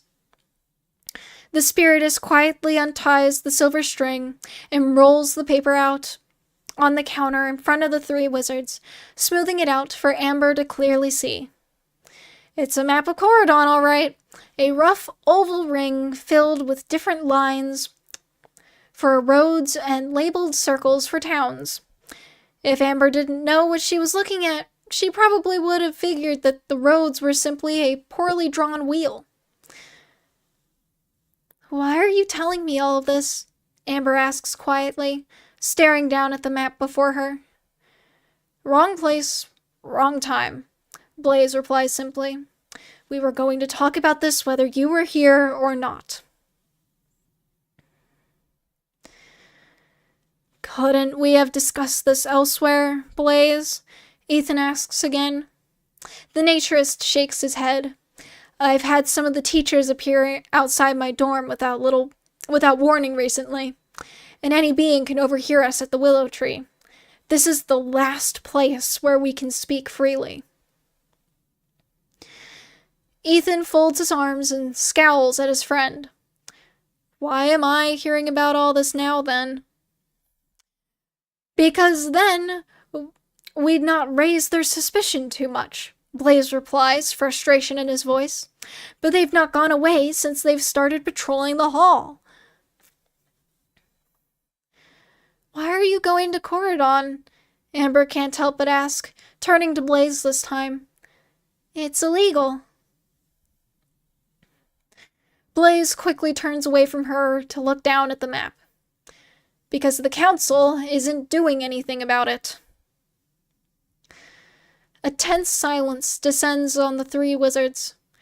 Amber's head is spinning with all this information just because she decided to become Kimberly's intern. Information she really should report to the proper authorities. If you're thinking about snitching, Blaze hisses in her ear, causing her body to tense. I'll make sure to drag you down with us. Stop scaring her like that. Ethan sighs on her right. I'm not going to let her ruin our plan, Blaze retorts on her left. We've come this far already, haven't we? This is all a bit much for her. I'm aware. Does this mean that we're bringing her with us? What? No! Blaze snorts. What'll she be, fodder? She's a healer, Ethan replies simply. I can heal too, Blaze points out. Not as well as an actual healer can. I'm not that good at that sort of healing, actually. Amber can't help but mutter aloud. It's not like she wants to actually join them on their self-imposed and highly illegal mission, but it's also true. She's better at curing illnesses and small cuts. She'd be no use in any sort of combat situation. Not like the rest of my class. See? She's just useless. Ethan's eyes widen in an instant, rage igniting within them. He steps forward, pushing Amber aside so that he can get up in Blaze's face. Take that back, the spiritist growls. What is there to take back? Blaze scoffs. I'm right, aren't I? She just confirmed. I don't care what she said, Ethan replies sharply. She is not useless. Stars, Ethan, what's gotten into you? Amber stares quietly off to the side, wondering the exact same thing. Ethan's not known her for long, and yet now he's suddenly upset as if they've been close friends the entire time. Take it back and apologize, Ethan repeats in a dangerous tone. Blaze simply folds his arms and scowls back at him. Or what? What on Astria is going on back here? A new voice chimes in. The three wizards pause and turn to Kimberly, who regards them with a furrowed brow of concern and confusion, though her gaze is fixed on Blaze and Ethan in particular. "Kim!" Blaze exclaims in surprise. "We were just—" "He," Ethan interrupts, giving Blaze a sideways glare, "called Amber useless." Kimberly stiffens as she turns her attention to a very quiet Amber. "Did he?" Amber's heart pounds in her chest as she clasps her hands together in front of her. She's scared, she really is. If she spills what Blaze and Ethan are planning, well, Blaze already promised to bring her down with them. But if she just says yes without giving context, then Blaze will still be upset with her either way, except that Ethan won't get in trouble. Slowly, she nods. The temperature of the back room drops drastically, sending chills down Amber's spine as she quickly hugs herself to stay warm. Her tutor glowers at Blaze as the air around her shimmers with small snow flurries, her hands balling into fists. "Get out," she demands, jabbing a single finger at the door. Blaze blinks once, shocked. "Kim, I said out," Kimberly roars over him. "I will not tolerate you insulting my first term on her first cycle." Blaze's expression slowly morphs from bewilderment to fury, and his gaze shifts to Amber in an instant. He says nothing, for if he does, then he would be ousting his illegal travel plans to the one wizard who can and will report him to the council authorities in a heartbeat. "Fine then," he growls. With that, the naturist storms out of the back room, leaving behind a very tense atmosphere. Kimberly is the one to break the silence by letting out a frustrated sigh, placing her hands on her hips.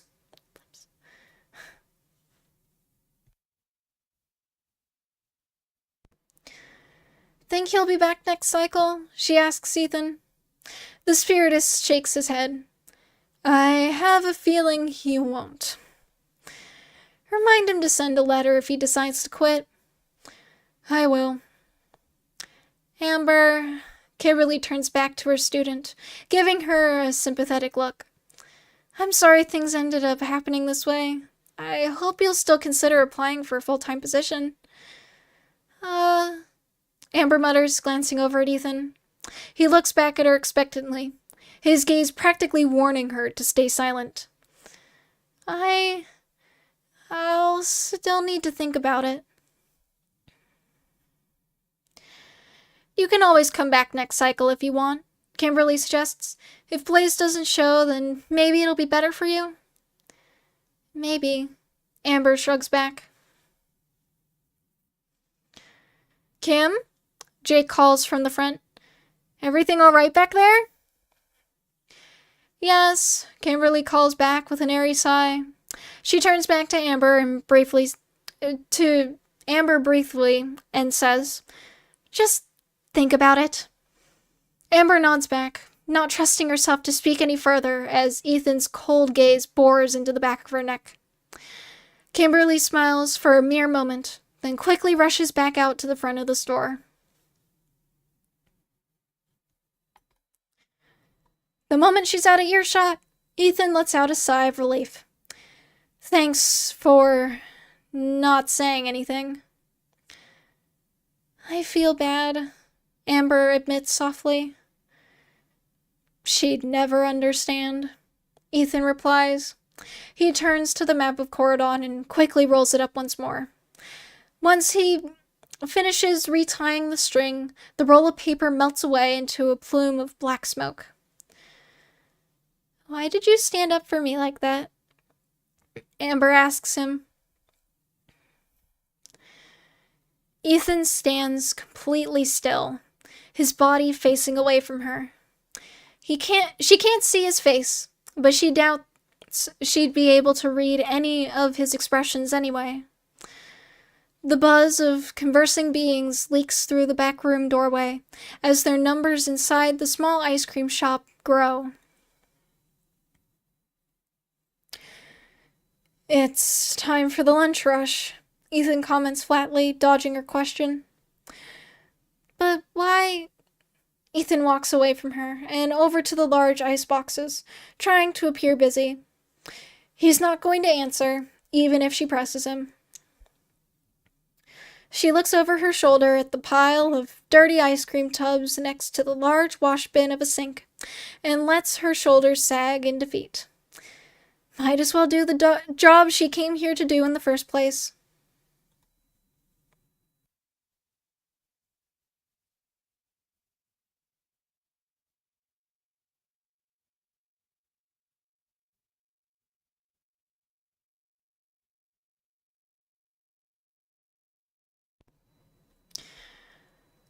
Blaze strides briskly down the straightway, his sharp glare parting the lunch rush crowd before him.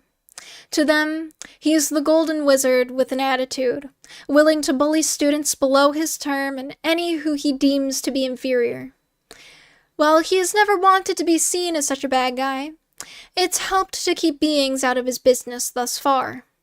It's how he and Ethan have been able to plan so much of their Cordon mission in secrecy. He's angry, and he's not hesitant to let beings around him know about that. He's angry about Amber. He's angry about Kimberly. His job at Kimberly's shop has been jeopardized as well, and he's angry about that too. Everything had been going so well. Then Amber decided to appear, and now she's in on it too.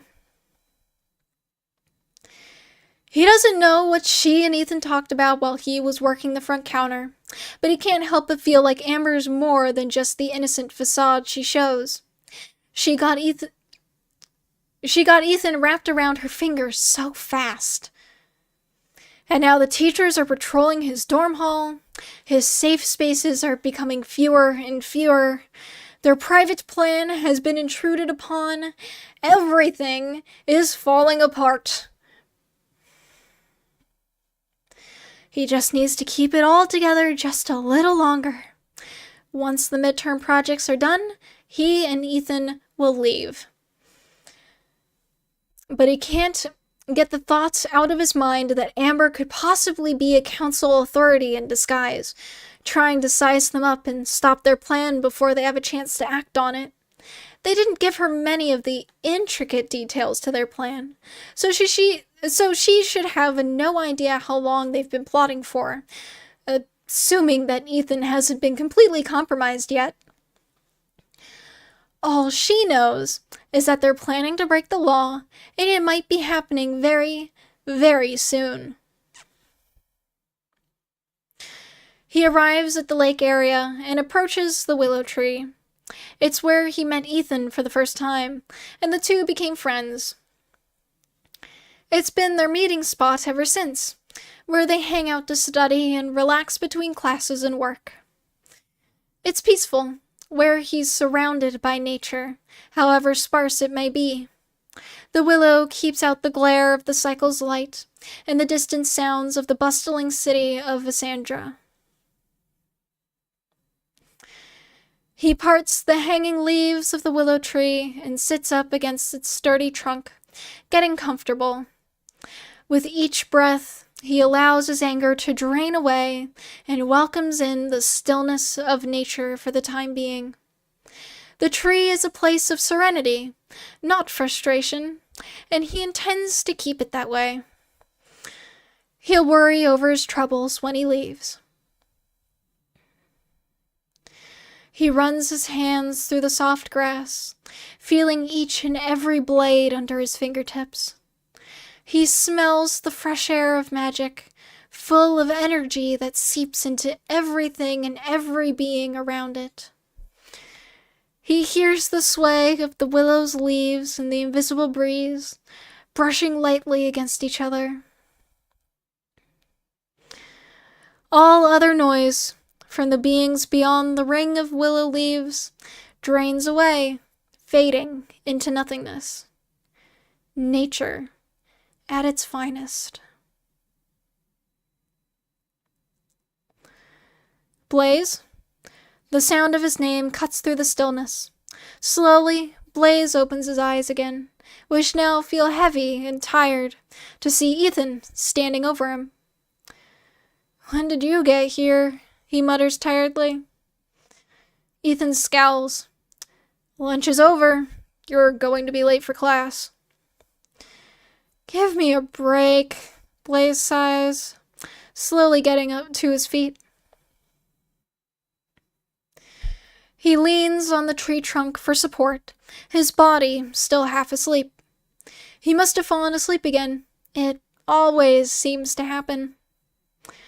The two step through the curtain of willow leaves once more, and are greeted by the sight of third-term students heading to class, all smiling and laughing as they go. "Ethan," Blaze starts. He takes a breath to continue his thought, but the air catches in his chest. He has no idea how he's going to start outlining all his worries and issues to his friend before they reach his hall. He feels Ethan's quiet stare rest on the side of his hanging head, waiting for him to continue speaking. He lets out a heavy huff. "I'm concerned," he continues slowly, "about the plan."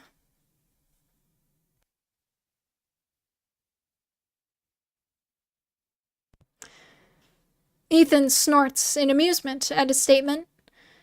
That's new. Blaze shoots him an irate scowl. "I'm being serious. What if we're caught before we can act?" Ethan shrugs. "Then I guess it's over." "And Amber, what if she's working for the authorities?" "She's not," Ethan replies, his tone flatlining in an instant. "She just became an unfortunate accomplice." "You don't know that," Blaze states. "She could be playing us." "It's not your place to accuse her of doing or being anything," Ethan says darkly. "Why are you defending her like this, Eth?" Blaze asks him. "You hardly know her." Ethan stares straight ahead, not paying Blaze any attention whatsoever. His gaze is distant, lost within whatever world he has inside his head. He is used to his friends spacing out every once in a while, but it's only seemed to get worse the last couple of cycles. It almost feels like Ethan isn't even there anymore. "Okay, maybe I was a bit of a jerk to her," Blaze reluctantly admits as the two enter the crowd of third terms, which brings Ethan's vacant stare back to reality. "But it doesn't help me feel any less worried that she's going to mess it all up."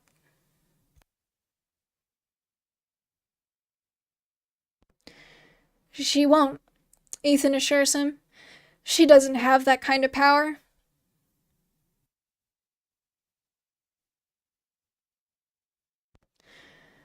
Blaze nods to himself. He's got a point. Probably. They reach the split in the path where it spreads out to the left and right in a wide circle around a large central brick building.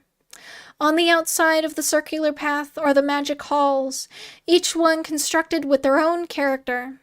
The ice hall is literally sculpted out of blue ice. The fire hall is perpetually on fire, and the storm hall is mostly made of metal, acting as a lightning rod to keep other non-storm students safe during class time, to name a few of each of the hall's unique characteristics. Different colored banners and magic symbols proudly hanging outside of each one. While the two of them are both headed in the same direction for a little longer, Blaze's Hall is the very first building directly to their left. "You going back to the shop after class?" Blaze asks. Ethan shrugs. "Possibly. You quitting?" "I think so." "Don't forget to send her a letter." I won't. Don't worry.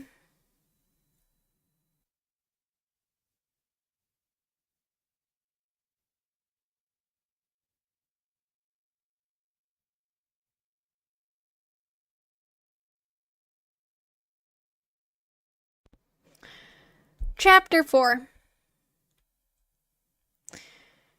Are you sure you're doing okay? Yes, Kim, I am. Jake can't help but linger near the back room doorway when he should be sweeping the floor instead. Amber seemed a little shaken ever since Blaze got kicked out of the store during the lunch rush. She's a really nice first term, and he can't help but feel bad for her. Do you think you'll be back next cycle to give it another go? Kimberly asks hopefully. Maybe, Amber replies softly. I don't know yet. Well, we'd like to have you back again, Amber. You know that, right? There's a pause as Amber moves her head in reply, which he can't see. And if you decide not to come back, let me know and I can give you your pay whenever you come by again. Okay. Want me to walk you to the dorms? Ethan offers. He stayed late just to make sure Amber was doing all right as well, which Jake thought was nice of him to do. He's not as massive of a jerk as Blaze is, though he does have his moments on occasion. Sure, Amber's quiet voice replies sheepishly.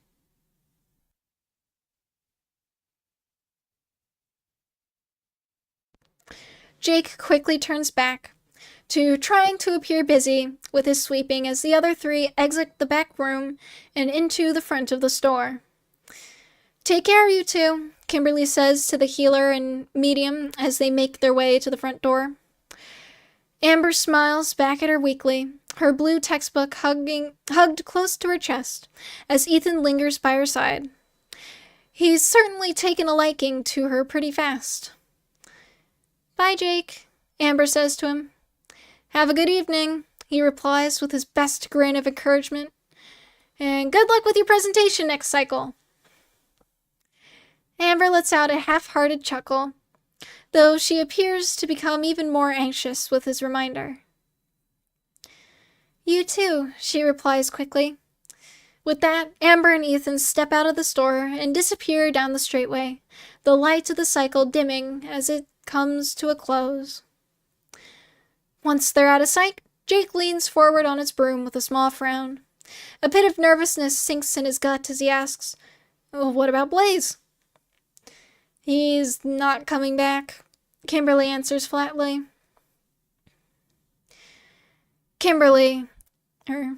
Jake looks at his girlfriend with mild shock plastered on his face. Oh. He's going to send a letter of resignation next cycle, from what Ethan told me. She continues with a small huff. Can't say I'm sad to see him go. There's always a place out there that will certainly hire him and his ego.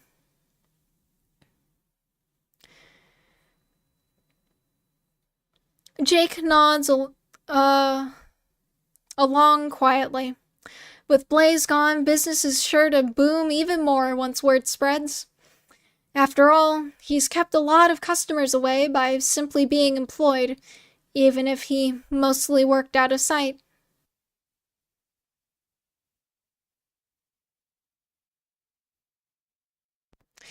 Yet, at the same time, it's a little hard to accept. Blaze has been working here since Kimberly opened the shop last year. Same with Ethan. Same with himself. With Blaze suddenly gone like that, without so much as any prior warning or goodbye, he can only shake his head sadly. At the end of the cycle, Blaze is still his friend. How's the sweeping coming along? Kimberly asks, clearly wanting to take her mind off of Blaze as fast as possible. Nearly done, Jake lies through his teeth as he smiles back at her. She smirks at him suspiciously. You know I love you, Jake.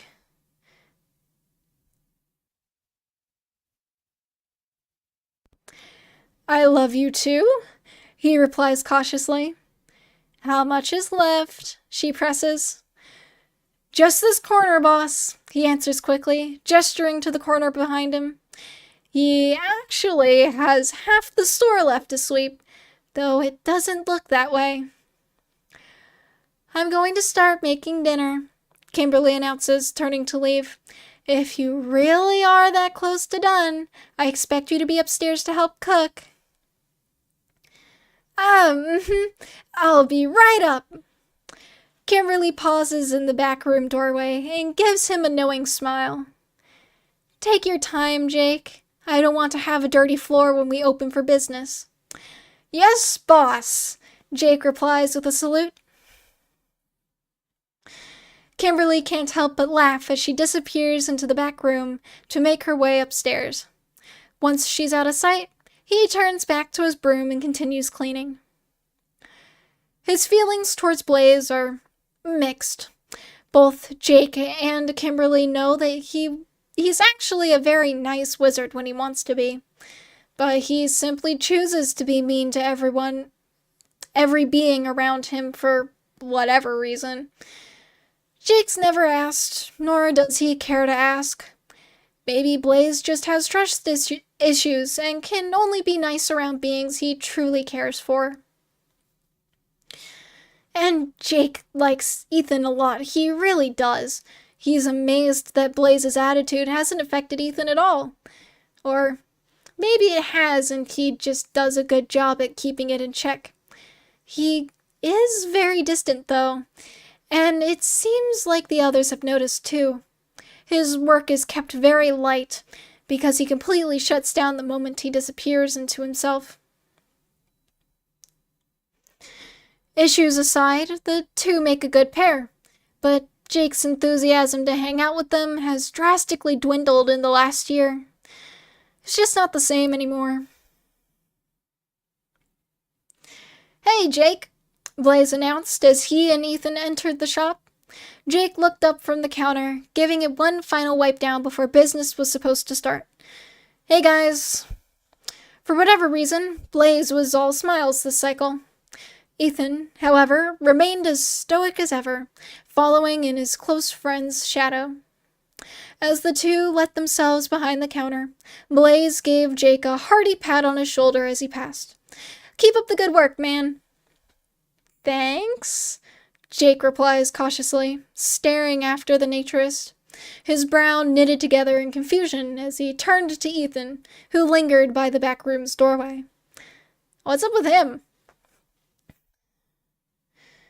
He got a good grade, Ethan replied, a slight grin managing to briefly flash across his lips. Ah. It wasn't just a good grade, Blaze said, reappearing in the doorway, leaning up against it with one arm and a smug smile. It was the best grade in my class. Dunno why. That test was super easy. Not every being is as gifted as you are, Jake hummed with a slight eye roll. Blaze just laughed at his statement. They're just not trying hard enough.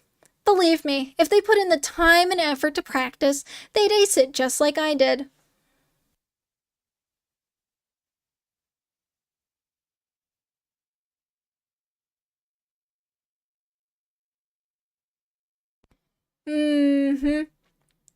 Jake turned back to the counter, his earlier task left half-finished. Can you two bring out the fresh tubs? Sure thing, Blaze chimed. Ethan reluctantly huffed through his nose. Jake's got a point, you know, the spiritist said as the two head off to get to work, their voices in the back room just barely audible. The heavy creak and subsequent thump of the lid of one of the large ice chests opening muffled Blaze's voice momentarily. Not hard, though. It was a combat test, was it not? Sure it was. We have those just like every other class. Do you not see why you'd have an inherent advantage to such a test? There was a break in the conversation as ice cubes rustled about, the tubs of ice cream finally being retrieved. Blaze only huffed in reply. You're still in the lowest 5 for your healing tests. Ethan continued to point out. Come on, Eth, the naturist moaned. You don't have to remind me. You can't ignore it either. If we weren't friends, I'd kick you. I'd like to see you try. Hey, hurry up, Jake had to interrupt. Yeah, we're coming, Blaze replied. The two emerged from the back room, each with a singular tub of ice cream in their hands. They approached the ice cream display and began switching out the old tubs for the new ones. This goes so much faster if I could just use my vines, Blaze muttered aloud. Kim wishes we had more freedom like that too, Jake agreed, but it's the law. We're wizards. It's our right to use our magic how we want. Kim owns the place. She should be able to dictate how much magic we get to use in her establishment. Jake just shrugged. He aired his opinions about this before, that being he hated the current system as well, but trudging back across old ground only made him feel weary inside. He's said his piece many times over. What else is there to talk about? Magic used in business establishments is limited for a reason, you know, Ethan said. Yeah, you made your point already. Thanks. Blaze grumbled back at him. The spiritist just stared at his friend for a long moment, wordlessly, then turned and wandered back into the back room, empty tub swinging in his hand. The naturist shook his head and followed after him. The memory fades as Jake finishes his sweeping. He'll miss those kinds of cycles where they all just stand around and talk like regular friends instead of coworkers. Not being able to spend as much time with them outside of the shop like they used to do in their first term seemed like such a detriment in the past. But now it almost feels like a minor blessing in disguise. Jake happily stores away the broom and pan in the back room, then walks up the small flight of stairs to the second floor. The building has 3 floors in total. The first floor is used for the ice cream shop, where the second and third floors used as living space.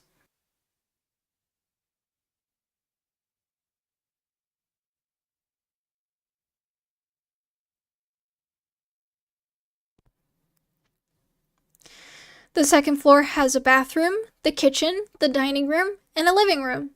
The third floor is Kimberly's bedroom, a small study, a second bathroom, and a storage space for boxes and other things.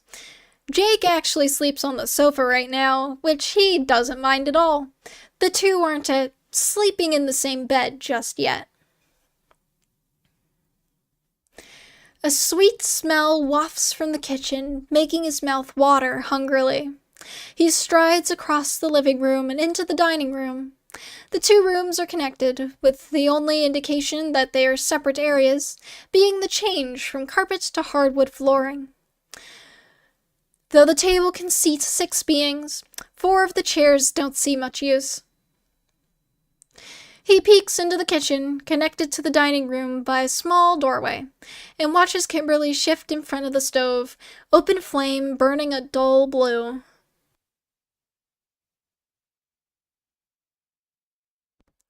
Steam emanates from the black pot over the flame as Kimberly takes slices of potatoes and plops them into it.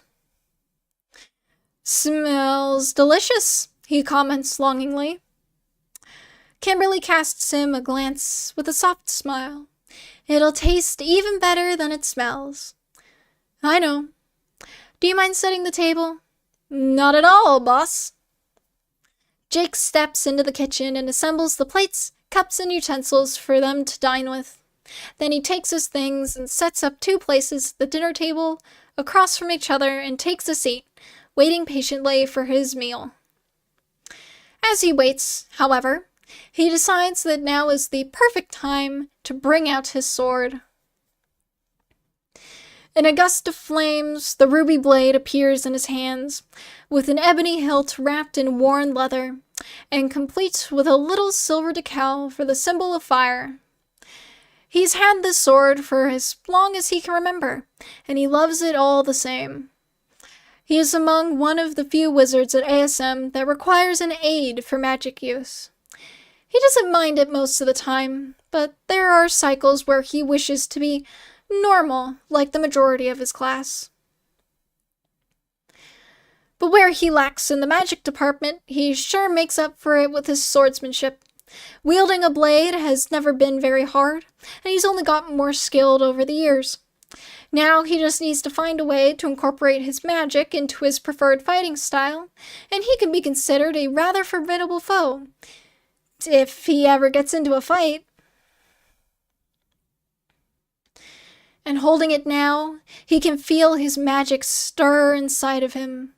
It courses through his veins with its fiery warmth, empowering him with its might. The blade is light, almost as if holding air itself, yet hums with energy all the same. It is his focal point, a conduit. Without it, he wouldn't even be able to conjure even the smallest of flames. But he can still toast stuff without it, at least.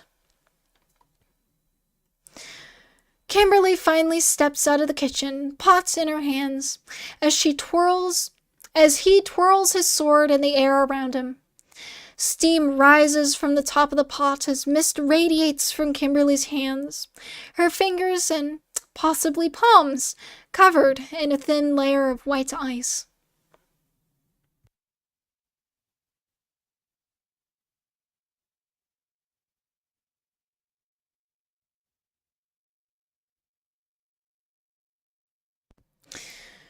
Dinner is ready, she grins. Time to put your sword away.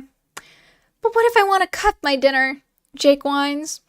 No aids at the table, Kimberly chides. Jake holds up his hands in surrender, and his sword disappears in a swirl of fire.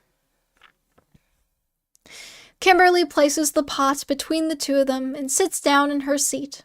She reaches for the ladle, which rests inside the pot, and spoons out some of the food. Boiled vegetables and meat cubes.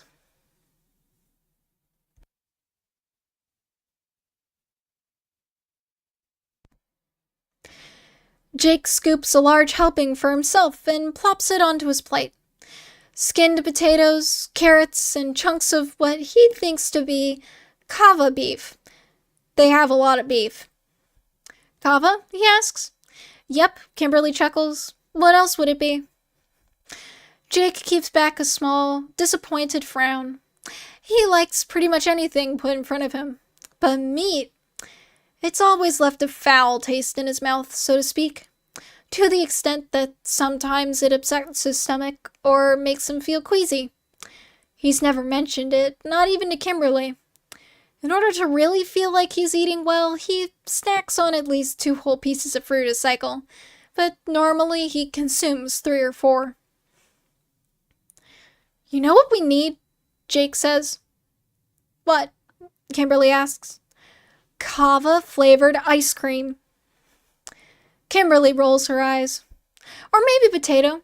Do you think beings would like potato ice cream? Jake? It's not that bad of an idea, is it? If I had an iron coin for every dumb ice cream idea you've proposed, Kimberly says, I'd have enough to close shop and live comfortably for a long time.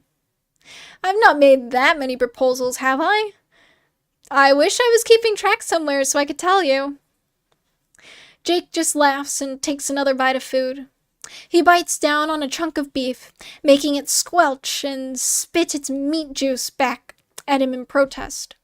It hits the back of his throat and burns it, and he raises a fist to his mouth to try and keep himself from coughing. Are you okay? Kimberly asks, leaning forward in concern. Jake grins suspiciously and quickly finishes his bite. No, I'm dying, he exaggerates, leaning to one side in a seat and tilting his head to look up at the ceiling. He uses his free hand to hold on to the table to keep himself from falling. Oh, the pain! Cut it out, Jake, Kimberly sighs, leaning back in her seat. I'm sorry, Jake continues, sliding forward to lay on his side on his chair. I I can't bear it anymore. I'm going to die, Kim. No, you're not. Sit up. Jake does as he's told and is met with her loving smile, which he can't help but reciprocate with a wide grin of his own.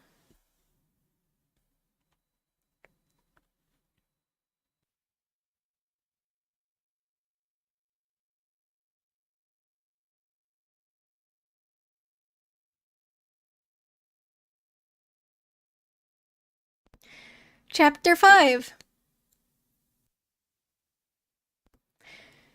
Ethan walks alone down the street, heading towards Kimberly's shop. The homeless rise from their slumbers with his footsteps, which create sharp tapping sounds as he strikes the stones. Normally, he'd have Blaze to keep him company in the early light, but now he is his own company. The sky is starting to brighten with the light, the cycle bringing forth another morning. And yet, it could be his imagination, but everything seems darker. The light, the beings, the buildings, the shadows. There's a sense of foreboding in the air. He can feel it. It's been growing the last couple of cycles, wrapping around, making him uneasy. The shadows grow long, wrapping around his feet as he walks along the quiet street. But they don't feel as safe as they once were. He can't describe the feeling beyond the fact that there is now something living in the dark spaces of the city of Asandra. Something dangerous. Ethan? A voice chimes in his head. It's that of a girl, young and light, full of wonder and innocence. He stops dead in his tracks. Where are we going? It takes him a moment to realize that he's not walking anymore, and he twists his face into a sneer. He hates it when that happens. He starts walking again, quicker this time. He wants to make it to Kimberly's shop before it happens again. It will happen again. He can't stop it. He fiddles with his gauntlets nervously under the hanging folds of his cape, making sure that they're still there. He pauses in front of Kimberly's shop and stares through the windows. The lights are on inside, everything ready for the customers to begin arriving, yet he doesn't see Kimberly nor Jake behind the counter. But the sign is flipped over to open, so one of the two must be awake. He invites himself in, listening to the little bell on the door chime merrily as he enters. What is this place? His body freezes once more as he stands in the doorway, the voice buzzing in his head. It's so big, it continues in breathless awe. The arm that holds open the door begins to shake, its strength quickly draining. Still, he can't shake himself out of his spell. The longer he stands there, frozen in the doorway, he helplessly watches the shop begin to melt, its welcoming blues and whites turning to dark purples and blacks. Ethan! A relieved sigh snaps his world back to attention, and he stands a little straighter to appear casual. Kimberly stands in the back room doorway with a weary smile across her lips. She either didn't take note of his trance-like state, or didn't care to ask about his mindless standing. It's just you. Where's Jake? Ethan asks, finally stepping into the store. The bell rings once more as it fully closes behind him. Jake's sick again, she informs him as he lets himself behind the counter.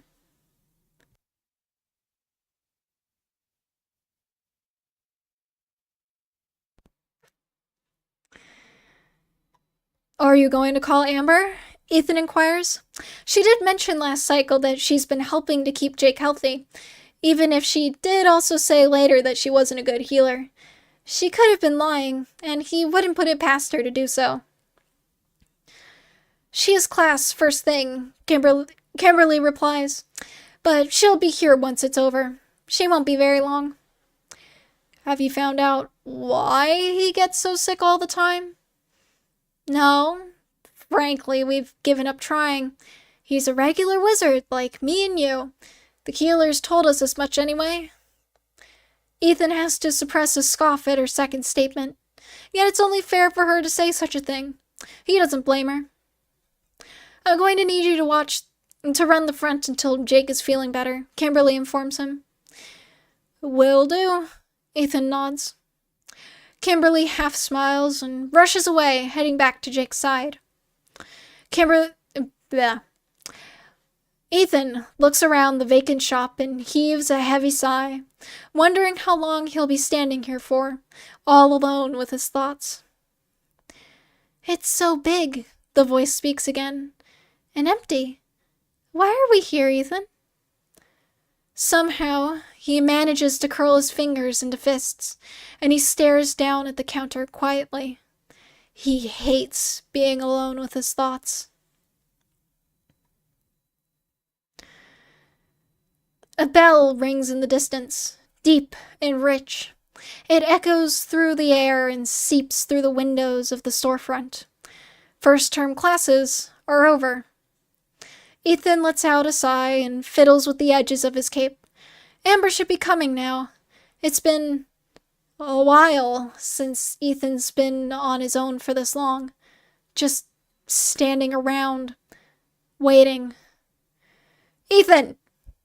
The sharp, angry page makes his body tense up, and he stands a little straighter, alert. He's alone. He can't let his guard down until Jake is feeling better.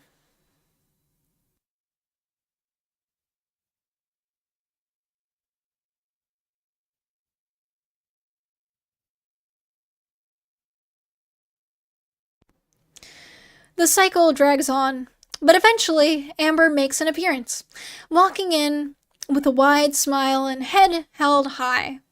Her presence seems to make the light around her brighten as she strides through the front door. The little blue textbook is absent from her grasp, already returned to her teacher. She throws the door open, her silver eyes sparkling with delight. Hi, Ethan. You're awfully happy, Ethan comments as she approaches the counter. He flips up the little movable section to let her through. My presentation went better than I expected, she replies. Ethan can't hold back a small smile anymore, and he lets it pull at his mouth. So you listened to my pep talk the other evening, then? She nods back at him. After everything that's happened, I kind of needed that. Thank you. I should thank Kim Star as well. Her cheerful mood falters ever so slightly. Where is she? And Jake? Upstairs, Ethan replies simply. Jake's sick again. Oh. Amber frowns with mild concern. I should probably go check on him then. She hurries off quickly, urgency now in her step. He stares after her as she disappears into the back room. Stay right here, the voice chimes. I'll be right back. And then, suddenly, Kimberly steps through the doorway, a spry Jake following close behind her. She smiles at Ethan, though it thins ever so slightly as she notes his blank stare back at her. Thank you, Ethan, Kimberly says, shaking him from his spell. We'll take it from here. Ethan blinks back at her. No worries, he nods casually. He quickly takes his leave from the front of the shop and moves to the back room. Amber is standing next to the back counter, her expression now slightly troubled. Everything okay? He can't help but ask, approaching her. Is Blaze coming back? She inquires quietly, looking up with a dim gaze. Ethan shakes his head. No, he's not coming back. What about your plan? She says. He snorts back at her. What plan? I know what you're talking about. He cuts in quickly. He folds his arm and scowls down at the countertop quietly. He likes Blaze. He really does. He's been one of the few beings he's ever known that he can truly call a good friend. I think I'm going to back out. Amber blinks at him. What? But after all that? I had a change of heart, he replies. He doesn't want to see Blaze get hurt, which will certainly happen if they follow through on their plan. He doesn't think he'd be able to handle that kind of guilt. It's not that I want to get in trouble with the council, he clarifies quickly. It's that I'm just worried for him. That he's in way over his head. This was all his idea to begin with. I enabled him. I shouldn't have. He'll probably end up like the last wizard if he ever steps foot onto Corridon. Hold him, the voice demands, older and smoother than it had been before. Ethan places his hands on the counter to stabilize himself. His eyes twitch, refusing to fully blink, as his entire body trembles, reliving the moment. Ethan? Amber places a hand on his shoulder, and the trembling stops. He takes a moment to catch his breath, his chest constricting. Are you all okay? Her touch is light and warm, even through his cape and robe. It's a sensation he's not felt in a long time. I'm fine now, he breathes quietly. He reaches up and pats her hand with his own. Thank you.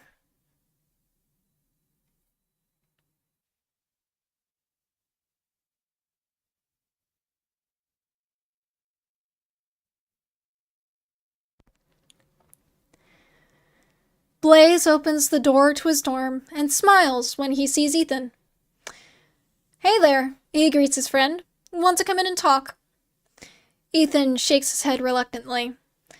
He's been dreading this all cycle long, and now that the evening has come, he can't hold it back anymore.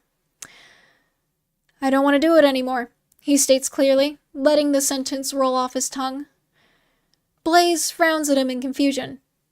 Do what? Leave at first light, Ethan replies.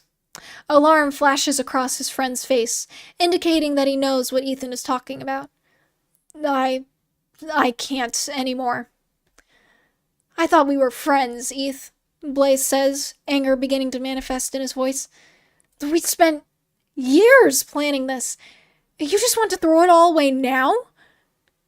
It's too dangerous, Ethan snaps back firmly. I don't want you to get hurt. I don't want you to get hurt either, Blaze echoes irritably. But you're not going to get very far with anything if you can't deal with a couple of scrapes and bruises along the way. I don't want you to die, Blaze, Ethan hisses through his teeth. I just don't want you to die. Blaze grits his teeth and glowers accusingly back at Ethan. Which is why we were going together, right? Ethan takes a deep breath. If you want to know who tipped off the teachers, it was me. Another bout of panic flares in his friend's rage-filled eyes. If you try and leave at first light, you'll be arrested. Ethan! Blaze breathes in disbelief. I care about you, Blaze, Ethan adds calmly. You're more important to me than I can possibly try and explain to you right now. And if anything happened to you, I'd never forgive myself. Blaze just sneers back at him. If you really did care about me that much, then you'd not be backing out of our plan right now. It was never our plan to begin with, Ethan says. It was all yours. It has always been yours. Good night, Blaze states suddenly, then promptly slams his door closed in Ethan's face. Do you even care about me? The young voice accuses Ethan. Ethan squeezes his hand His eyes shut and focuses on his breathing to try and combat the paralysis, trying to settle back into his limbs. He does care, to the point where he refuses to have his close friend leave by any means necessary. He turns away from Blaze's door and strides down the hall to his own dorm room. They stay at opposite ends of the same hallway, which had been convenient for both of them in the past. Now it just makes his stomach churn nervously at the thought he may come knocking later in the evening to... Ethan shakes his head to rid himself of the thought. Even if Blaze is upset with him, he'd never come and cause him harm. That's not Blaze. That's not his friend. Quietly, he enters his dorm room and closes the door softly behind him, letting out a small sigh of relief to be within its safe walls. He takes his hat off and tosses it onto his desk, then his cape, which he lays on top of his bed. He stares at the fabric, tracing the large symbol with a delicate finger. It's a 4-pointed star with an additional 4 rays of light emanating from it. The symbol for light, stitched into the fabric by thin white thread. With Blaze's plan no longer an option, he has one avenue left for justice. It's an avenue that's been long and tough, with little progress made to it in the last couple of years. But he must keep trying to push forward. He must convince the council to go to battle for the first time since the Great War.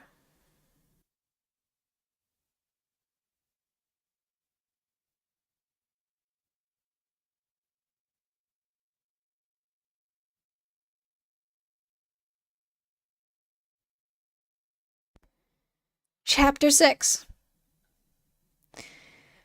Blaze paces his room long after nightfall, unable to sleep. Ethan's words, bother him greatly. The Ethan he talked to at his door wasn't the same Ethan he knew. Maybe he was right about Amber, that she was working against them the entire time. Maybe she talked his friend down from the plan while they were at Kimberly's shop that cycle. Maybe she had been talking with him for a while now, and convinced him to tip off the teachers in the first place. After all their planning, to give up so soon. His fists tremble as he clenches them tighter. It has to all be Amber's doing. It has to be. Now he's all alone, with nothing left to do except to either take action now, or give up on the plan himself. The council refuses to act. Either they simply refuse to take the matter seriously, or are turning a blind eye in hopes that it'll simply go away. But he sees that the time for waiting is over. Action needs to be taken now, or else whatever is afflicting Corridon will spread, and it will spread quickly.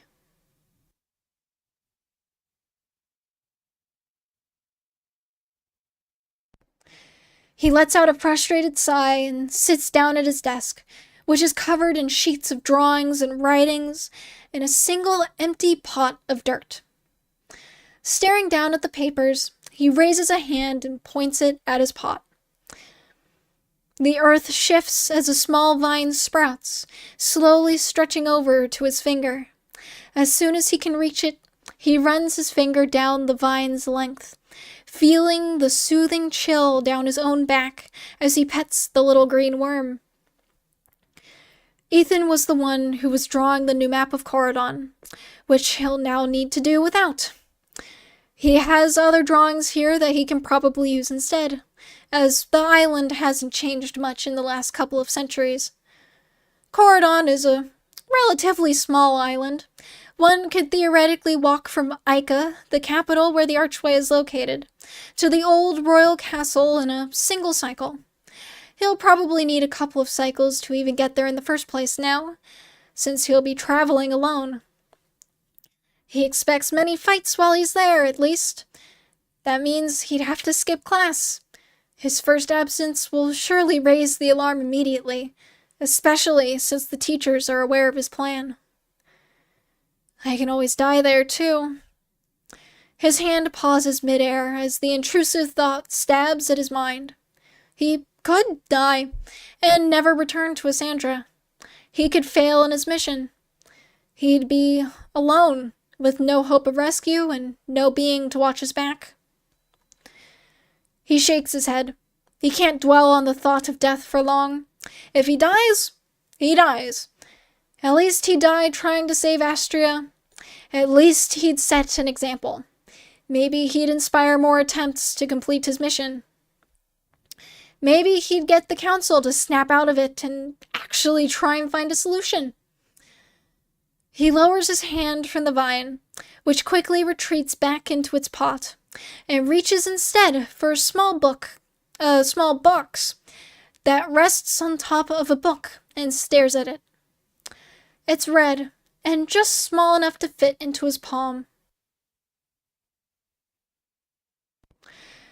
Two of the sides are rough red strips, severely scratched with white lines from years of usage. A small tray slides out to reveal a compartment within, which holds a single wooden stick with a red tip. The graphic on the box is faded, yet he can still make out part of a yellow semicircle. It's called a matchbox. He doesn't even know where he got it. The stick inside always magically replenishes after a time once it has been used. All he has to do is strike it on the side of the box, and it'll produce a small, temporary flame. It's also his favorite fidget. He has to leave tonight if he intends to make it to Corridon uncontested by the authorities. Exhaustion weighs heavy on his body, but he stands and brushes it off as best he can. He can see about setting up a small camp on Corridon to get rest later. He just needs to get there first. Matchbox in hand, he turns to look at his bed and nightstand. The small white candle burns bright, the flame flickering as it sways gently back and forth, as if waving to him, inviting him over. The red sheets of his bed are enticing, so he stares at them as little as possible.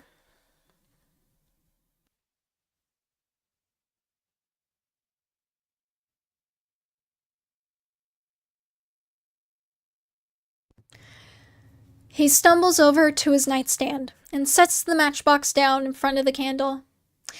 Leaning against the nightstand, he stares at the little flame a moment longer. His room is quiet and peaceful. The hallway outside his door is silent.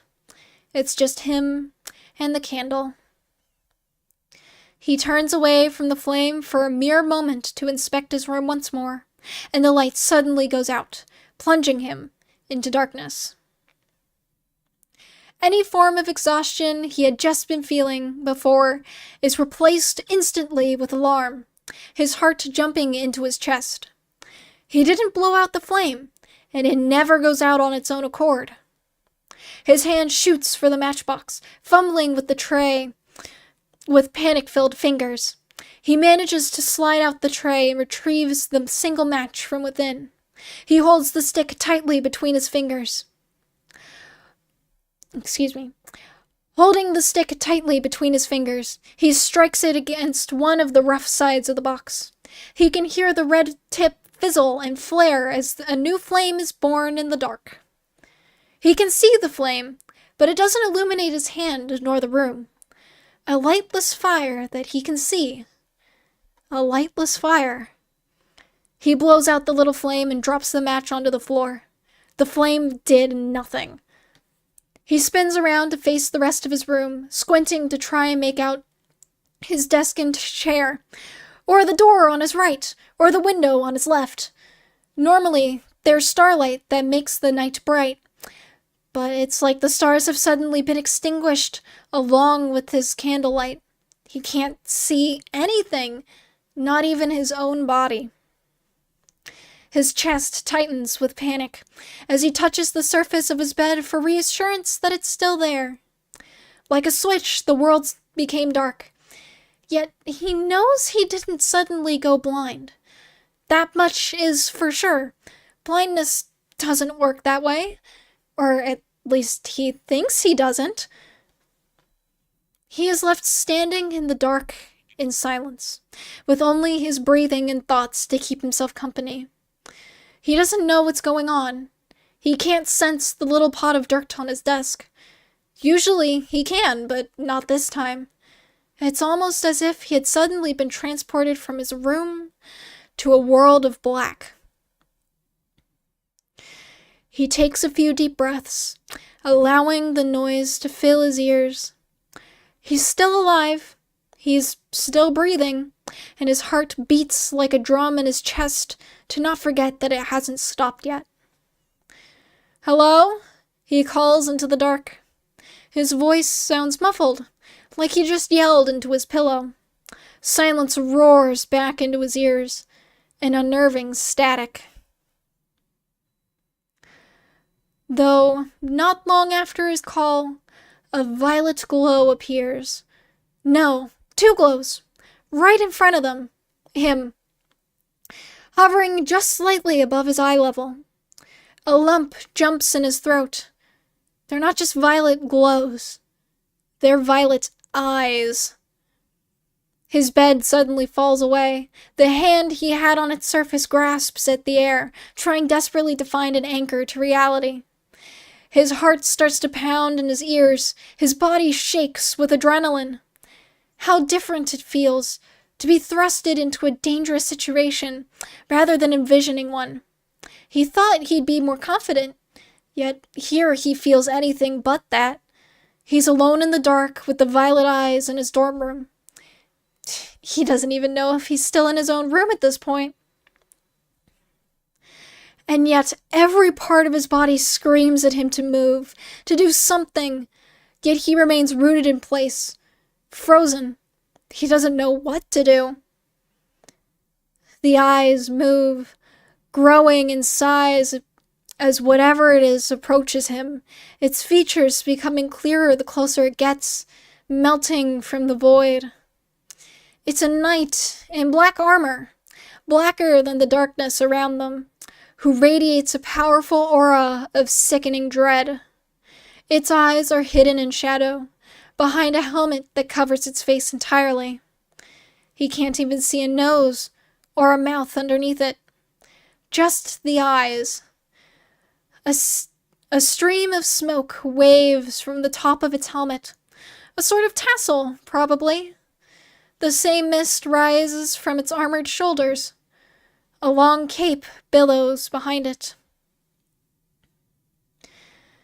The being is about a head and a half taller than Blaze's. Its eyes are trained on Blaze, piercing his soul. If he could shake, he would, but he can't. The eyes have him paralyzed. It almost feels like he can't move unless he's told to. The two stare at each other in silence.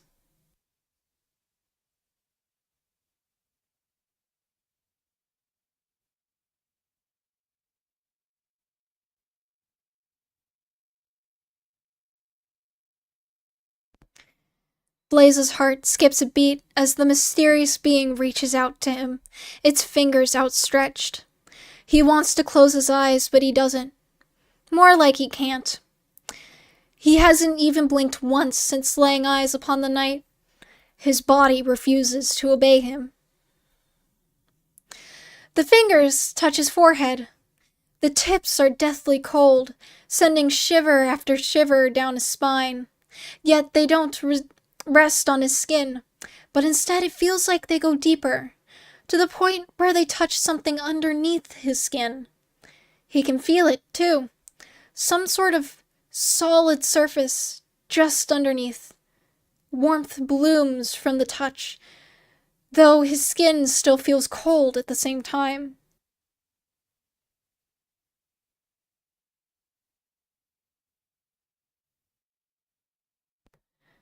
The difference allows him to feel whatever the knight is touching. He can feel a head, a face, and hair. As the sensation travels farther, a neck, A chest and arms and legs, an entire secondary form just under his own skin. His own limbs grow heavy, his nerves tingle, falling asleep before fading away into thin air altogether. Yet he can still feel the second form within him, pulsating with magic. It doesn't move in the slightest. It's hard to tell exactly what it is.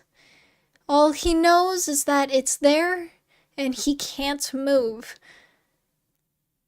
With its other hand, the knight plunges it into Blaze's chest, causing a secondary ripple of feeling across his skin. The last he feels of his normal body.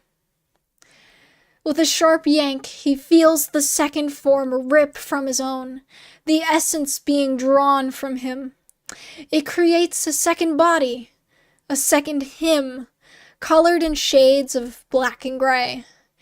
He watches the knight grab the second version of him with both hands, and the two melt back into the darkness.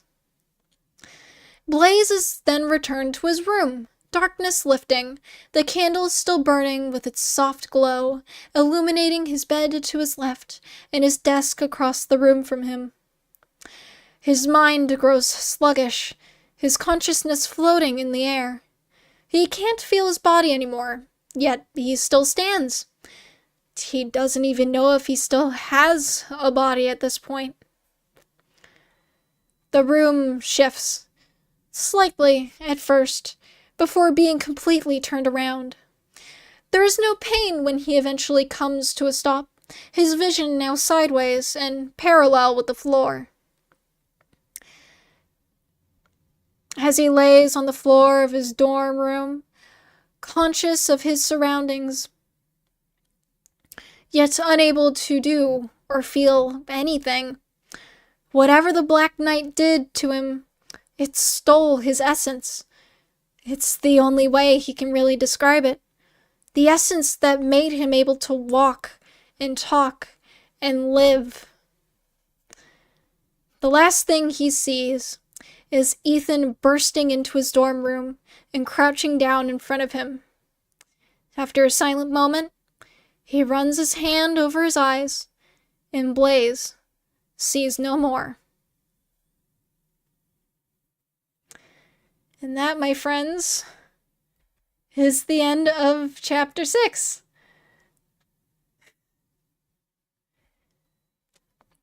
And now, it is Q&A time. We have a little bit of time. My voice is so tired. I don't know if you can hear it, but yeah. So, does anyone have any burning questions about chapters 1 through 6? I will not be giving any spoilers. And, please also don't be giving any spoilers in the chat, too, if you have read farther than Chapter 6. As we continue to watch Echo make this lovely piece of art for us. That was so good, thank you! Jake is now my favorite character. Jake is amazing. If he isn't in your top 3 favorites, then I don't know. I don't know. Pretty boy. He is. Man of the hour. With a mop. Or broom, for that matter. What was your inspiration for the characters? Okay. So, I've been very open about this. Shadowbound and its world has been largely inspired by Wizard 101. So if you've played the game, you've likely already noticed a couple of similarities to the game itself. Amber is, well, she started as a Mary Sue self-insert of my main wizard, Amber Summerstaff, which is why people were saying we're going to hear Amber's story from Amber herself, because my wizard's name is Amber, and she is a life wizard. Of course, now I've kind of tried to separate the two, the character from the wizard. Um, Ethan and Blaze, I've been pretty open about this too.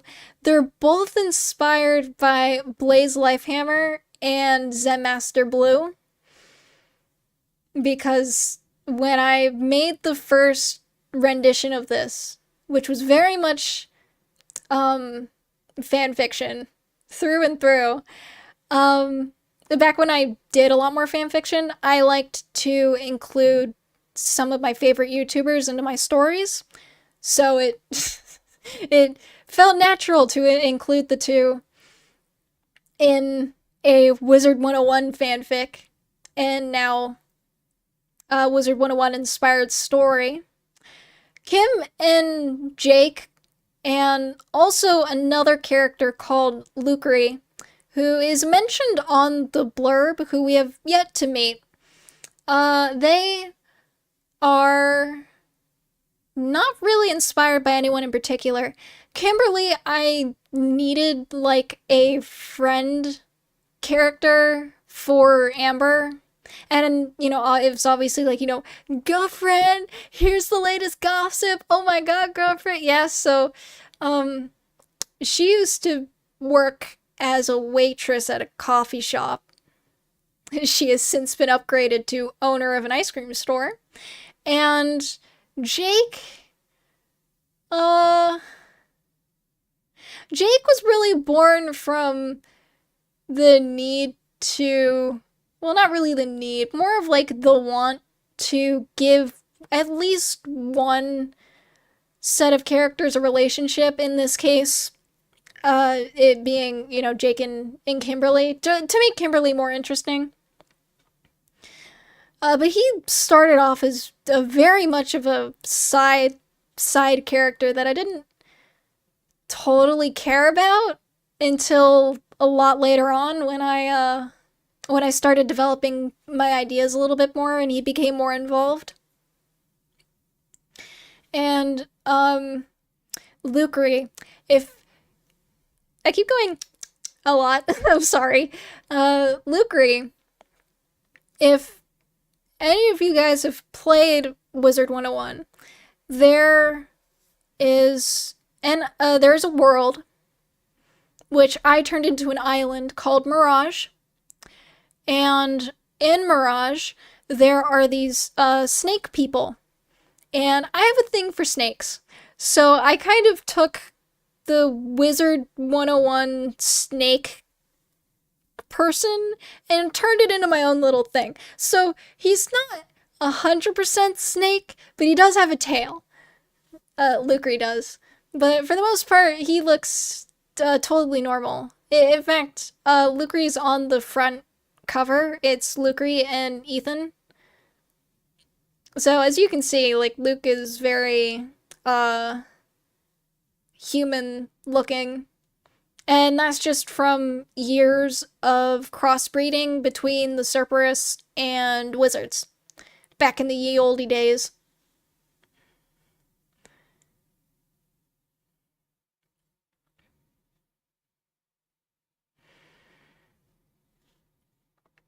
Any other questions? I I hope that that was a good enough answer for you, Ghastly Gamer.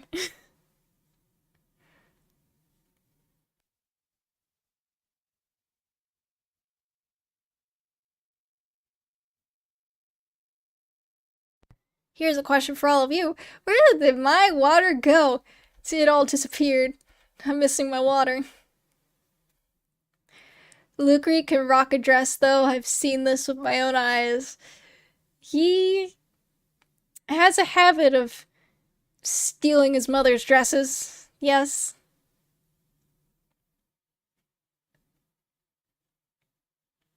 That's very much like a side fact that it doesn't come up in any of the stories, but it's like he does that, it happens, and I won't be shy about it.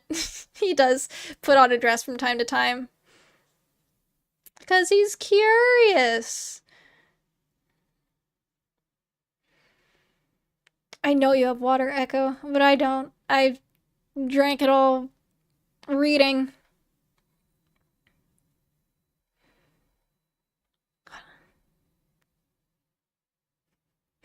Maybe later. Share it later.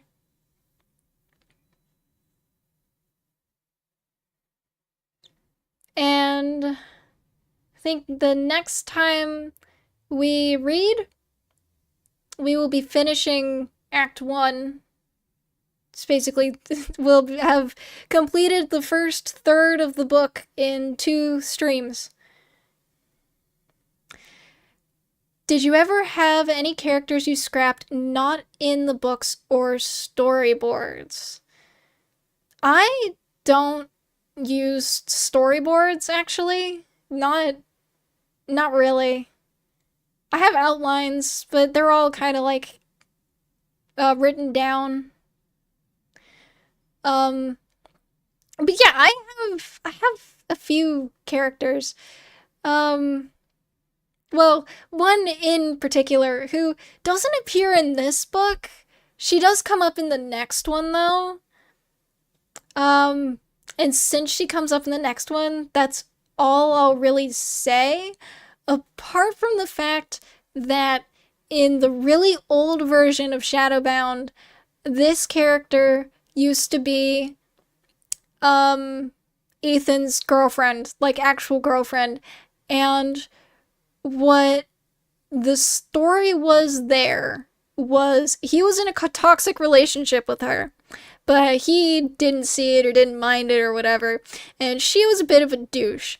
And so what happens is Amber and Ethan wind up going on an adventure, and Luke joins in, of course. And over the course of this adventure, Ethan starts falling in love with Amber instead, but this was also back when I did the love triangle because Luke was also enamored with Amber, and Amber was completely oblivious to this. So Amber both steals another girl's boyfriend and has 2 guys hitting on her at the same time. that was that was a little wild to write about. Anyway, so I scrapped her because I didn't like her and it didn't make sense to keep her around. But I managed to repurpose her and she will appear in the sequel. So you will get to meet her eventually.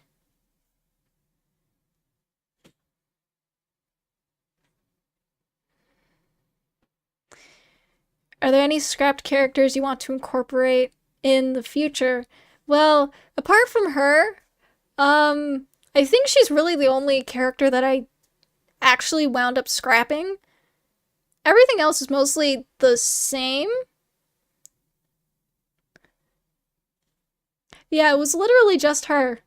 I just did not like her and the way I was writing her. I mean, that story in general just sucked because it was an early rendition and still a fan fiction, so yeah, of course I don't like it. Amber scrapped the competition. She really did, yeah. Dude, Amber was OP back in the day. It was like, um, so in Wizard 101, there's 7 schools of magic plus 3 astral schools plus an additional school of shadow magic. And she was proficient in all of them. 7, 10, 11. 11 different schools of magic. And it was just kind of like, how are you proficient in all these magics? Well, I don't know. This is just the way I am. So, yeah. Now she's just your run of the mill first term healer, no idea what she's doing with her life or what she wants to do with her future. And she goes on an adventure that she's totally not cut out for and survives purely based off of luck and me also writing the story. But mostly luck.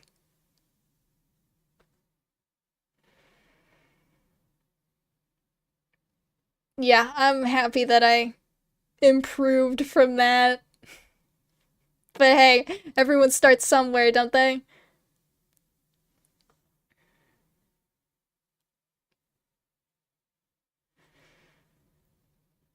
Just goes to show you don't start a good writer, but if you want to be a good writer, you gotta start somewhere.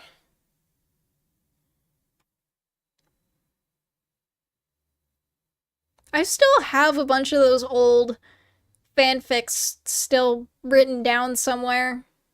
I don't think I'll ever share them, but I do look at them from time to time to cringe. What other big changes in the original didn't make the cut to the official? Oh boy, that's a lot. Let's see. Cause it really depends on how far back you want to go. Um, cause there were multiple renditions, like old renditions.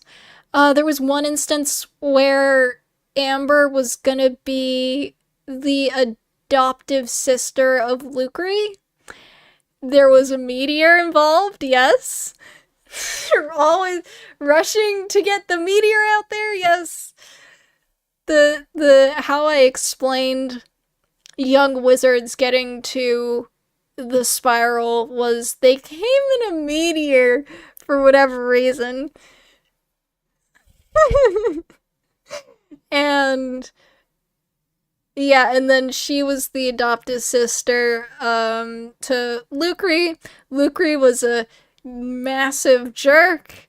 Um there was a whole other like group of wizards that I've completely forgotten the names of because I only think I wrote about them once and I didn't get very far in that story and then I scrapped it. So I guess you could call those scrap characters. I don't remember them, so no harm, no foul, I guess. Um what what else? Ethan's girlfriend got scrapped but repurposed. Oh, fun fact, which I'll just kind of throw out here, and then when we actually get to the second act, I can probably talk about this a little bit more. But the original setting for the village, the Cerberus village in Mirage, that's not the original location that I wanted it to be set in. I scrapped the old setting, but I did repurpose it, and it does pop up. And again, I'll talk about it more when we get to those chapters, but that's another major change. The love triangle is no more. Yes, the love triangle got the axe too.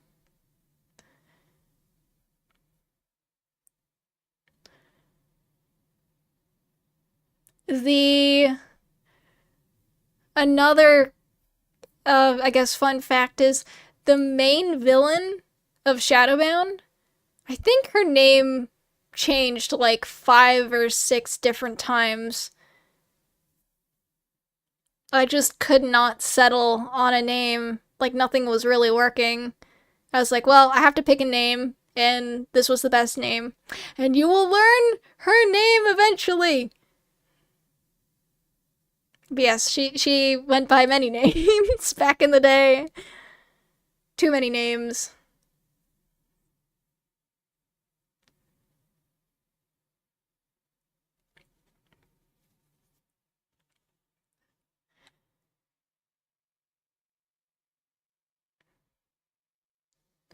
Yeah, there was a whole like yeah, there were a lot of cut scenes later on in the story, like the beginning act 1 of Shadowbound. That's mostly unchanged. Mirage and Corridon, Act 2 and Act 3, those saw the most change to them. Like, I cut and changed the most scenes. So, of course, I'm not going to talk about them right now in much detail because, well, we're not really there yet. And I want to leave some mystery for people to ask about for the Q&As.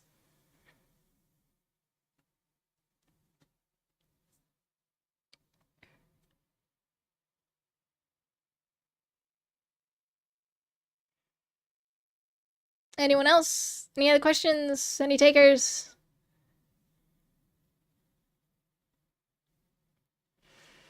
Ah, of all the characters, aside from Amber, which character would you bring to life and spend a day with?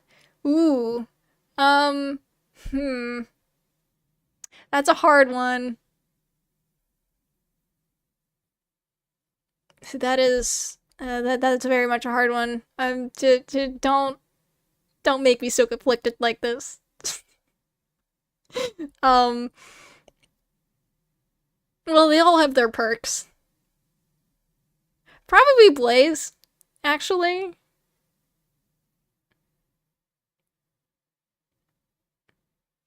But that's only because, I know him and his arc and who he is. Ha ha ha ha. But yes, I think Blaze would be fun to hang out with.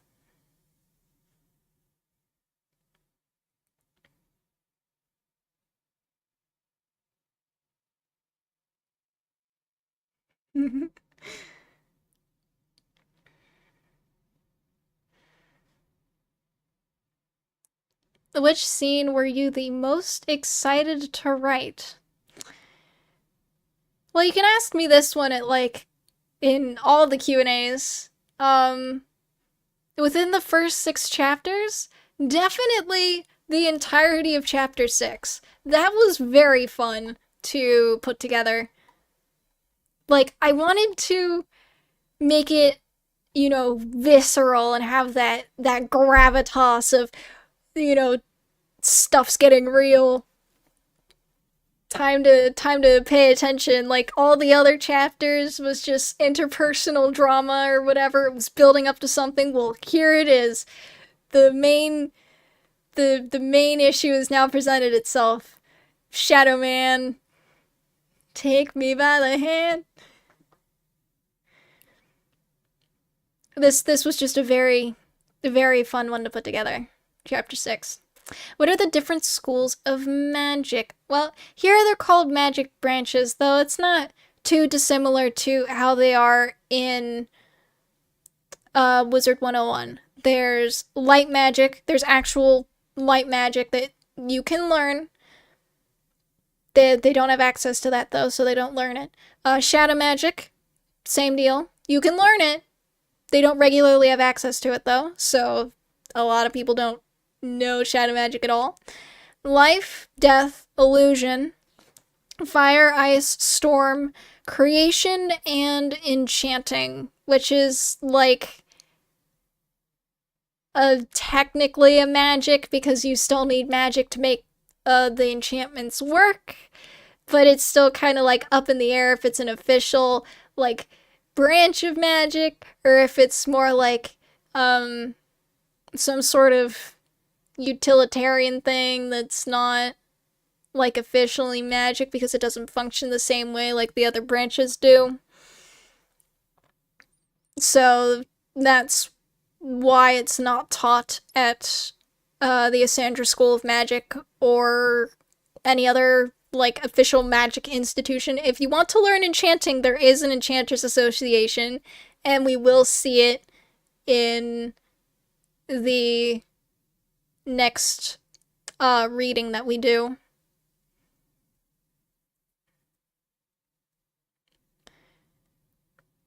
What does it feel like to have read your own story on stream now, and do you have a favorite moment you wrote in the first 6 chapters?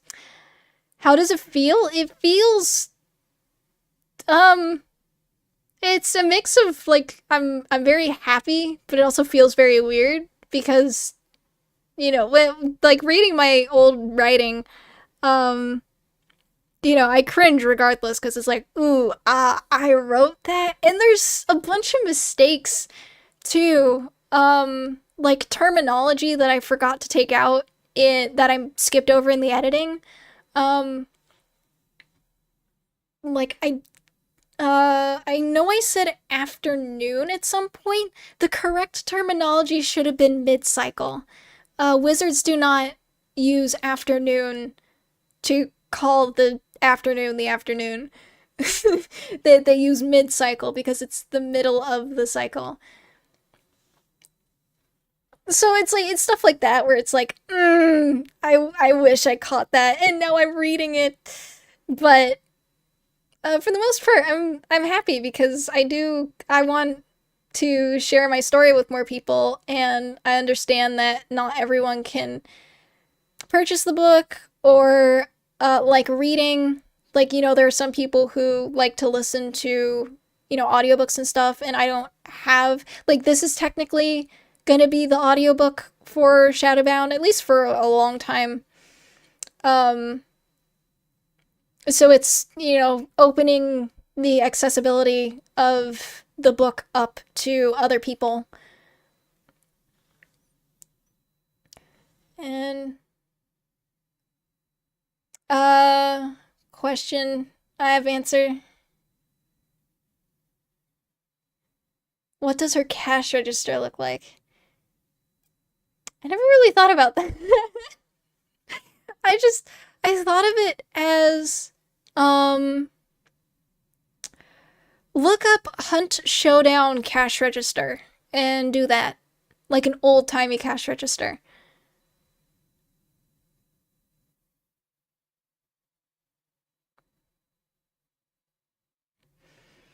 Anyway, favorite moment that I wrote in the first 6 chapters. uh Seeing the cash register, my loop brain is activated. I need the money. Well, okay, aside from chapter 6, I'd say the other favorite moment of mine, where is it? Is the scene where Amber meets Blaze and Ethan officially, and they have that whole back and forth, and then Blaze gets kicked out. That was also fun to write. I liked that little interaction. I like doing character interactions. But there's a lot of dialogue. I pride myself on my dialogue, and also like fight choreography. Was Kimberly being ice and Jake being fire purposeful of the whole just opposites attract? Yeah. Yeah, more or less. And also in the sense that I already had 2 life wizards, a death wizard, and an ice wizard. I didn't really think Storm fit Jake, and neither did Illusion. Like, fire really made more sense for him, so he's a fire wizard. But he's always had some sort of weapon. That has not changed. Though, early Jake, he had a big ass hammer, and he was also a lot more muscular. This Jake is a lot more lean, and he has a sword, but he's really good at the sword, and I like the sword. I like swords. I have a thing for swords.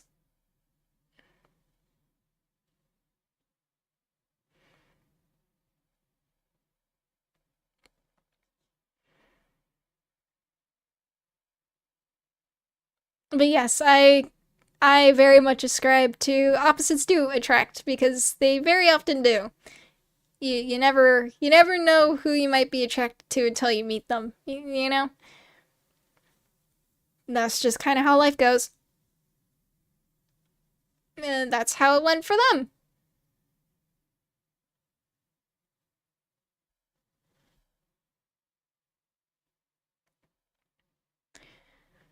And on that note, yes, Blaze and Ethan have always been friends in every single rendition because obviously.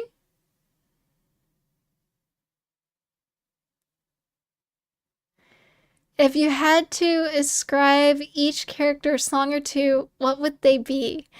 Oh, oh, character songs. I I don't know. I don't really think about like songs in terms of individual characters. I always think about songs in terms of scenes.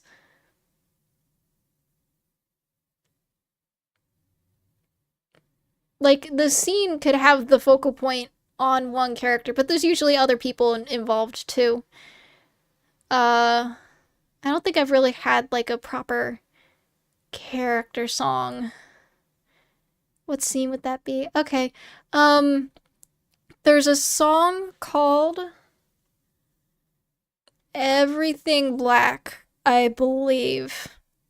Actually, hang on, let me look that up real quick. I want to make sure that I'm doing it right.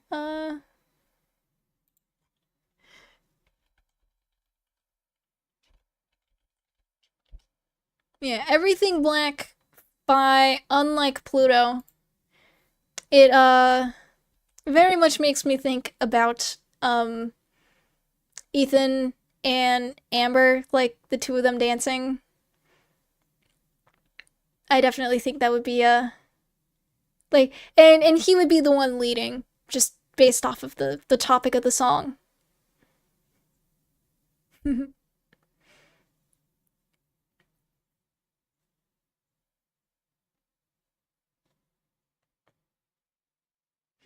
And then I could have sworn there was like a Caravan Palace video that you shared with me, Echo, that you said would work great with Kim and Jake. The name escapes me though. Was it Reverse?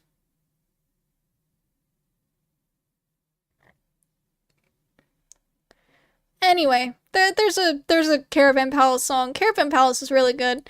That would be a Kim and Jake song.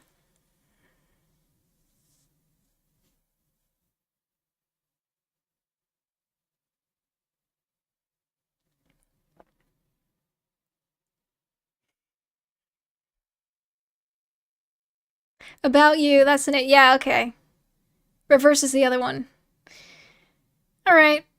Yeah, About You's a very Kim and Jake song. It's very fun. Highly recommend. Which character would Echo hang out with other than the one she crushes on?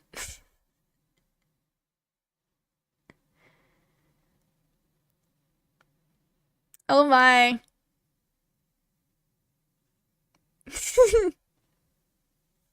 Put on the spot, Echo.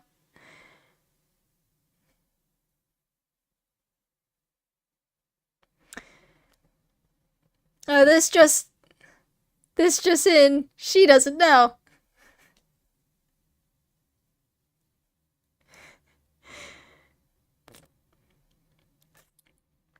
Ah.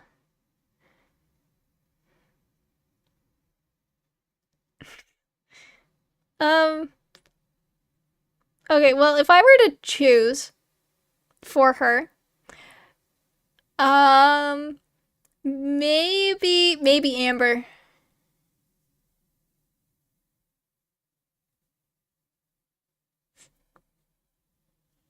I think Echo and Amber would get along quite well. That or Kimberly, because they both have very boisterous personalities. Or Jake. I think Echo would get along with everyone fairly well.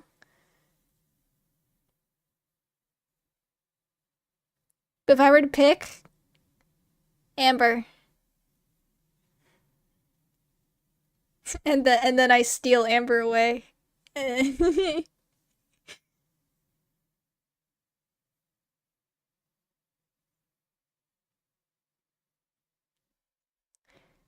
think I'd probably hang out with Jake because I like his humor a lot.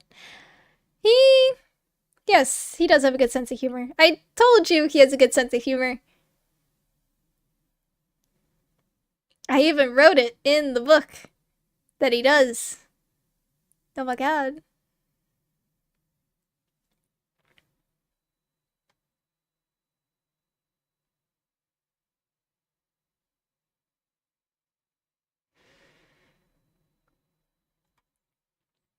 Well, the picture is looking great, Echo.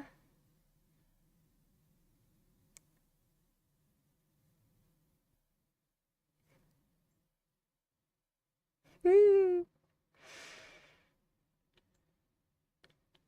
And she'll be back on the next reading with another picture just as cool as this one.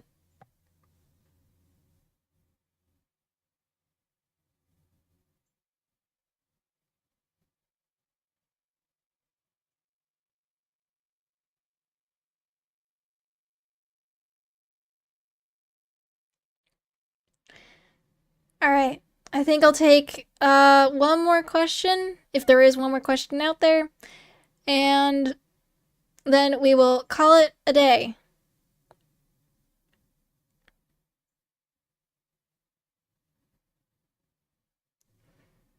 But this has been very fun.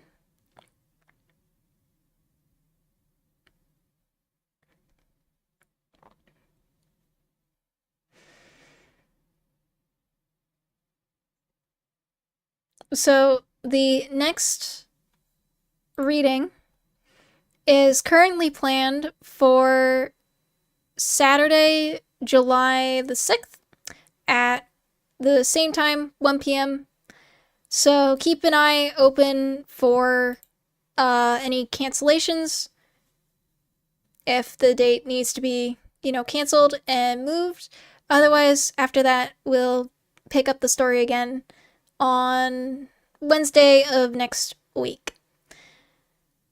Thank you all so much for being here. If you enjoyed the story and would like to buy yourself a copy of Shadowbound, you can do so visiting the link in the description below or in the pinned chat message in the chat. Echo did the cover art. She also did the art for this stream. So, please be sure to give her a big thank you. And her socials are linked in the description below as well, if you could go follow her. And I think that'll be it for me. Have an amazing time zone, and I will see you all in the next stream. Goodbye!